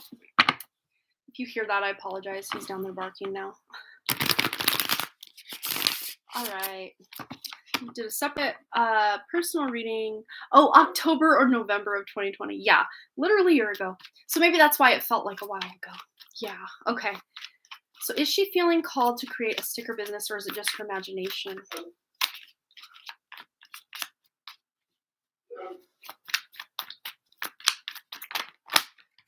Ooh, 3 of Swords. So I think you're trying to talk yourself out of it.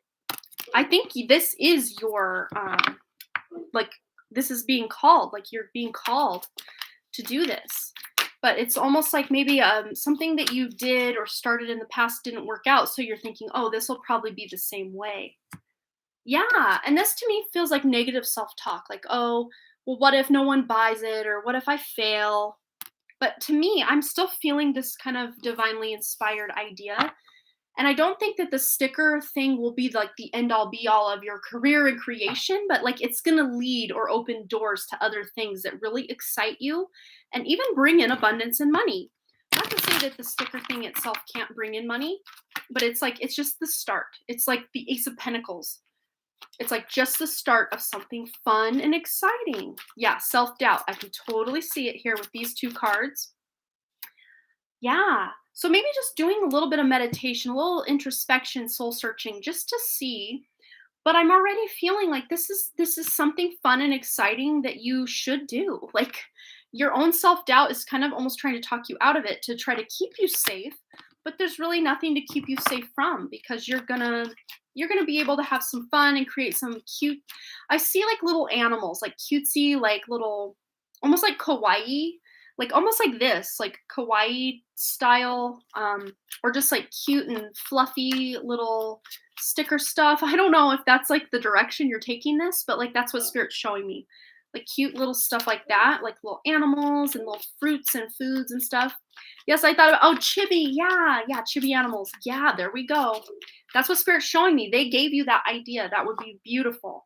Yeah, but there's something from your past that either didn't work out or maybe at one point someone's like, oh, you're not an artist, or it could just be some weird subconscious thing way back from your past that is stuck with you and is what's kind of holding you back from actually moving forward with this.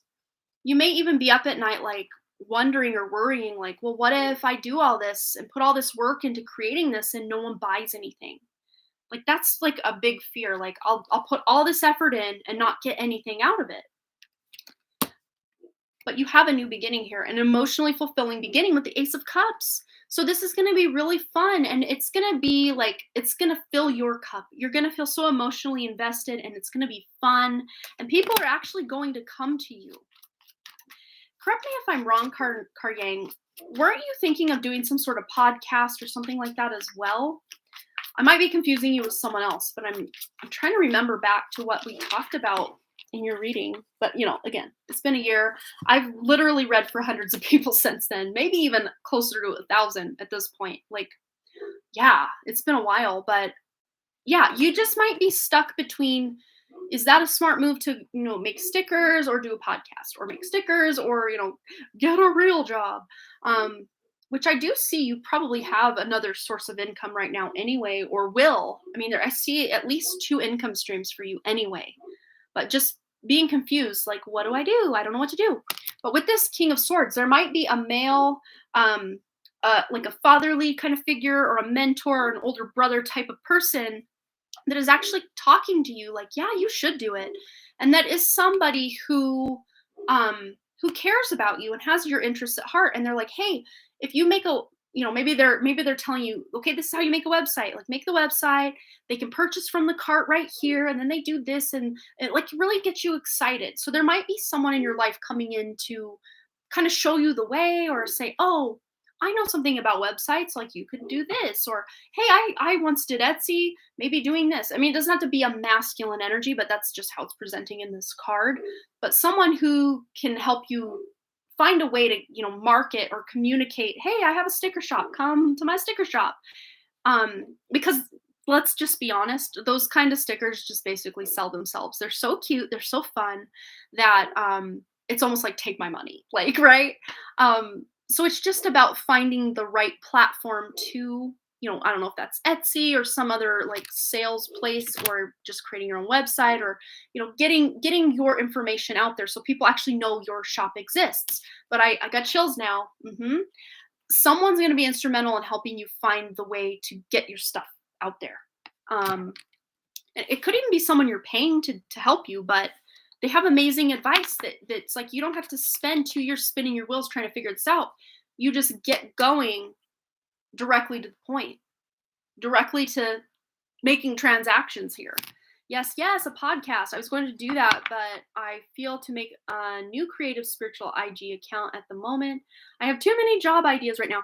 Yeah, and that's exactly what this is. I'm feeling lost. This is confusion.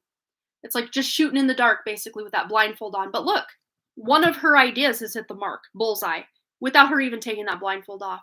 So at least one of these ideas that you've got is going to hit the mark, and it's going to be something beyond what you even allow yourself to believe. You're a mentor right now, but it's for voice acting. But I also have a good male friend who's really into artwork right now and selling his own handmade charms and art at the moment. Well, maybe you can get some advice for him or from him about, where do I even start? Like, if that's kind of what's the hard part, feeling a little lost and confused, just like, how did you start? Like, just maybe interview him a little bit and just get some ideas, because I think he's going to give you some valuable gems that'll really get you going. Voice acting, that's so cool. Yeah, but this is, like I said, this is almost like the doorway into something exciting. Yeah, collaboration. So maybe he's kind of mentoring you in how to create these things, or if you already know how to create the things, maybe he's mentoring you in how to set up a shop, how to, make sales, how to set up a business. I don't know. There is collaboration, maybe even collaborating like his artwork and your artwork to kind of get the word out with your clients or patrons or people coming to your little shop about his artwork, and then him doing the same for you to get the word out about your artwork.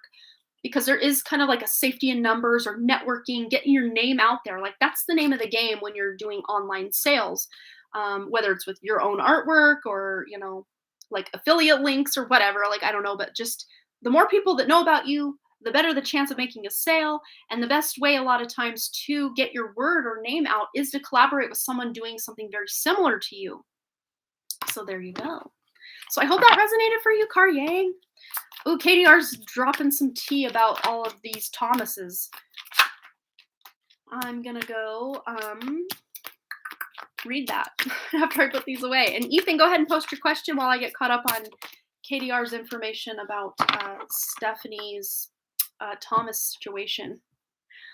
Okay. Where are we? Amanda, I made a mistake in Steph's reading. Cromwell had suggested that King Henry marry someone, but King Henry thought she was hella ugly and got mad. That's how Cromwell got executed. I mean, there was like a wedding, but maybe that was just him presenting, hey, get married to this hag, and then you can do this. And gosh, I think it's like Cromwell tried to marry someone himself. Well, he was trying to marry someone off to someone else. So, like, technically, you were right, but like, yeah, the logistics of it were just slightly crinkled. That's so funny though. Like, it still tracks with the cards we got. Thomas Wolsey is also someone, but the name Thomas, they were like, I got crown tingles the second the name Thomas, and both those guys were named Thomas, and then there's a third Thomas in the mix. Thomas Wolsey is also someone who matches that reading. He was a Catholic bishop that was stripped of his title and left on the street. Ooh. I have a mentor right now. But it's for voice acting. I also have a good male friend. Oh, we read that. That's awesome. Yeah. And then Katie says, I think he was King Henry's chief advisor. He had the same job as Cromwell. Gotcha. That's so interesting. Wow. I just want to make sure Steph gets the right info. Well, I'll let her know. Hopefully she'll be back at some point. I mean, she usually dips in once in a great while. But I'll just say, yeah, maybe also look at Wolsey. Thomas Wolsey might also be a match for what we were getting. But yeah, Thomas Cromwell is still lines up pretty well. So I think we're good. But yeah, Ethan is posting his question. Anything regarding pole dancing, singing, and even piano? I've been wanting to learn piano, but haven't been able to yet. But I'm so fixated on pole dancing and singing, so I want to ask all three. Okay. Maybe it'll be that triple threat. The singer, the dancer, and the actor. Yes. All right, what's going on for Ethan with all of these? Ooh, the High Priestess. So you really are stepping into that beautiful divine feminine energy, and you're wanting to express that in so many beautiful ways, Ethan. And really all ways are good, but this to me really does resonate with pole dancing. I mean, technically we've got two poles here, and it's almost like, the black candle on the white pole, the white candle on the black pole. It's very yin yang, very divine masculine, divine feminine, balancing that out and allowing more of your divine feminine to show and come out. It's really gonna help you create the life you want. And we've got the Ace of Swords, so literally asking the universe to help you figure it out, to bring on these great opportunities or time, like the timing of things. I think the timing of things is a little skewed, just because I know I think we've established that you were kind of trying to wait till you're 18 for the pole dancing thing because like parents and all that, which, technically it's not like you're pole dancing with no clothes on or anything. But like people hear pole dancing and they're like, oh, pole dancing? It's like, no, pole dancing. I don't have to take off my clothes, people. Yeah, it's a beautiful art form and something I've never tried, and I don't know. I don't think I'd have a talent at it, but I like other kinds of dancing. But like, yeah, I mean, Ethan, you've got it literally in your DNA, in your soul blueprint, dancing and choreography. Like it's there. They be assuming I want to be a stripper. Yeah, right. Yeah, but this is definitely, look, this is a Page of Cups. This is the arts card, the artist, the artisan. This is someone who's the jack of all trades and master of many. So you don't have to limit yourself to only one or two. You can do all three and then some. But I think it's just divine timing is a little bit at play with how and when and where you line all these things up. And, like with me at age 39, I call my channel The Done Creative because I love, tarot. I love art. I love painting. I painted that one. I love design. I'm a graphic designer. That's what my degree is in. I love interior design. I love everything. I love music. I love creating songs on my piano or just channeling. I love singing. I love dancing. Like I love it all. And I think you're very similar. Like just anything creative, you're here for it. Take my money, sign me up. Here we go. And I really see that with you. So it's all about the divine timing of things. When something feels right, you're going to intuitively feel into it and know to do it. Because again, this is a very intuitive page. They're a beginner at a lot of things, but they're very intuitive. They follow their intuition. Though they may be young and inexperienced with things, they pick things up very quickly and become masters of them very quickly. So communicate to spirit what you want and then get it. Get it, girl. Get it, Ethan. Let's do this thing. Maybe we can get to ask for drawing. Yeah, let's just ask about drawing as well. Let's throw that hat in the ring. Yeah, the most intuitive queen in the deck. You're going from page to queen. No puns intended. Like, this is beautiful. You are really mastering a lot of things, but intuitively you're feeling into, and you're pregnant with opportunity for creative expansion. It's beautiful what you've got going on here. You're just at the beginning of so many interesting things, but because we specifically asked for drawing in this, it's like, yeah, this person's painting. Painting and drawing to me are very similar. I mean, they're very different, but like, get down to the nitty-gritty of it. Painting and drawing are more similar than, say, painting and dancing or painting and creating music. Painting and drawing are still very similar. So to me, it's like you start maybe thinking, oh, I'm not that great at drawing, but I like drawing. And you just practice and hone your craft and you become amazing at it. And then that being amazing at that gives birth to new other creative pursuits and endeavors, pole dancing and music and singing and dancing and just all sorts of cool things. Yes, let's just round this out with an outcome card, please, Spirit. Yeah, things are happening quickly. And you may even shift gears quickly. Like you start to learn the piano, but then like an opportunity comes up to take this drawing class. And then for a while, you're like on this major drawing kick. And then you come back to the piano and then like, oh, I'm 18 now, pole dancing it up. Here we go. You're going with the wind of this tornado of creativity in your life. And it might even take you by surprise that new creative endeavors or pursuits are coming in that you didn't even think of. Drop one. Yeah, just not getting so taken away that you don't even know where to focus, so you don't do any of them. But maybe focusing on one or two at a time so you can kind of ground them into reality and don't just have them floating up in your head like, ooh, I want to do this and I want to do that and I want to do all these things, but like not actually taking that, intuitive idea and then taking action on it. So take some action on whichever one feels most feasible now, or even two. I think you might even have room for two, but probably no more than two at a time, at least to kind of get you going on one, to kind of create a little routine with it or a habit with it. And yeah, the singing and the drawing would definitely be things you could do now. You definitely practice singing in the shower or, in your room.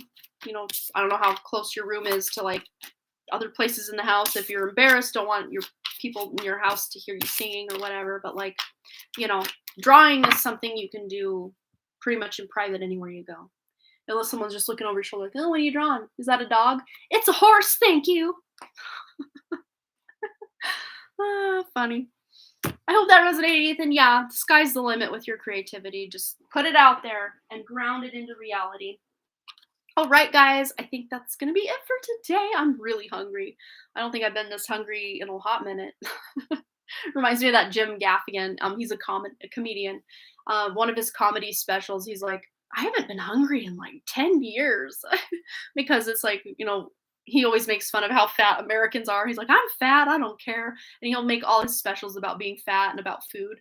But this one specific one, he's just like, I don't think I've been hungry in like 10 years. It's like us as Americans, we just eat.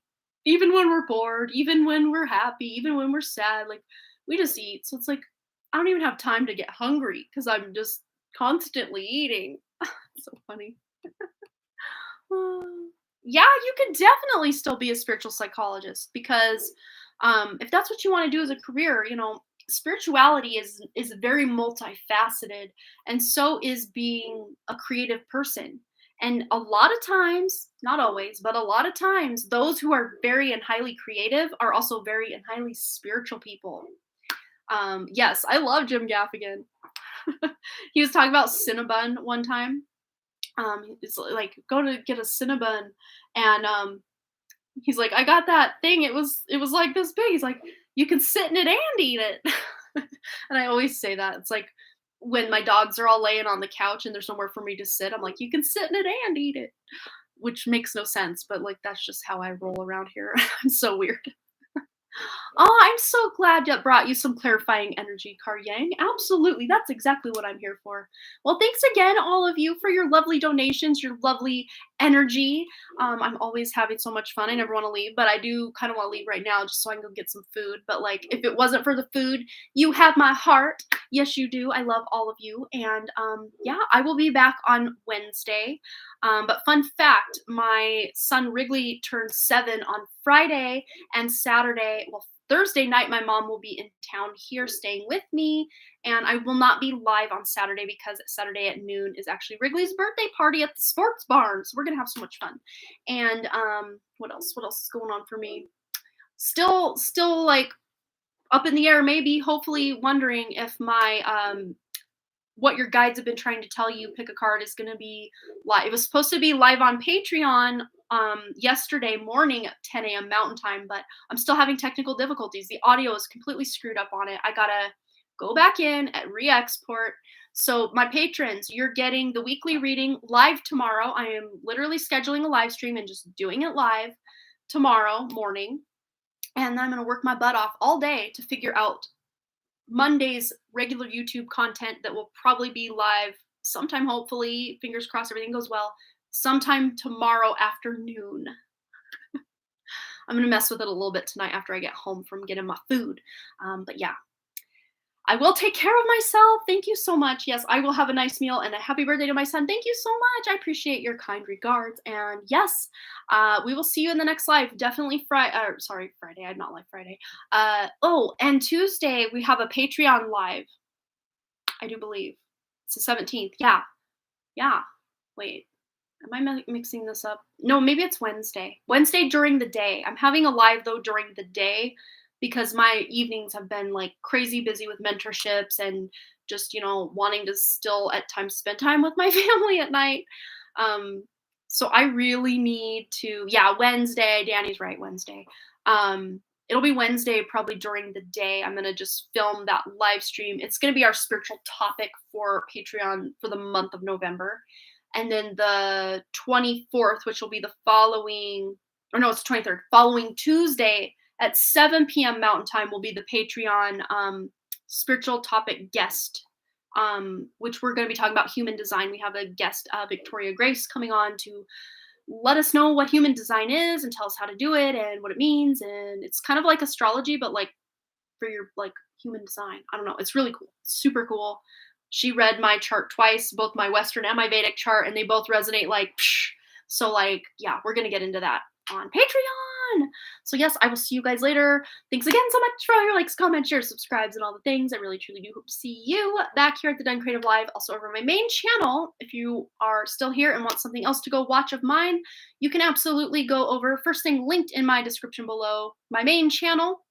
I've literally got hundreds of pick a card readings over there for you to choose from, and intuition tests / exercises for you to test your intuition. If you feel bored and just want to go play around over there, feel free to do so. Otherwise, also on Patreon, I've got over 100 plus videos over there and exclusive live streams and content that even if you miss them, they're still very relevant and you can watch them at any time if you're a patron over there. I love you guys, and I hope you have a wonderful rest of your day. Bye. Thank you so much, Yang. I appreciate that. Bye, Ethan. Bye, Danny. Bye, Jackie. Bye, Yang. Bye, anyone else who's lurking that I don't see your name, but I love you too. Mwah. Bye. Bye.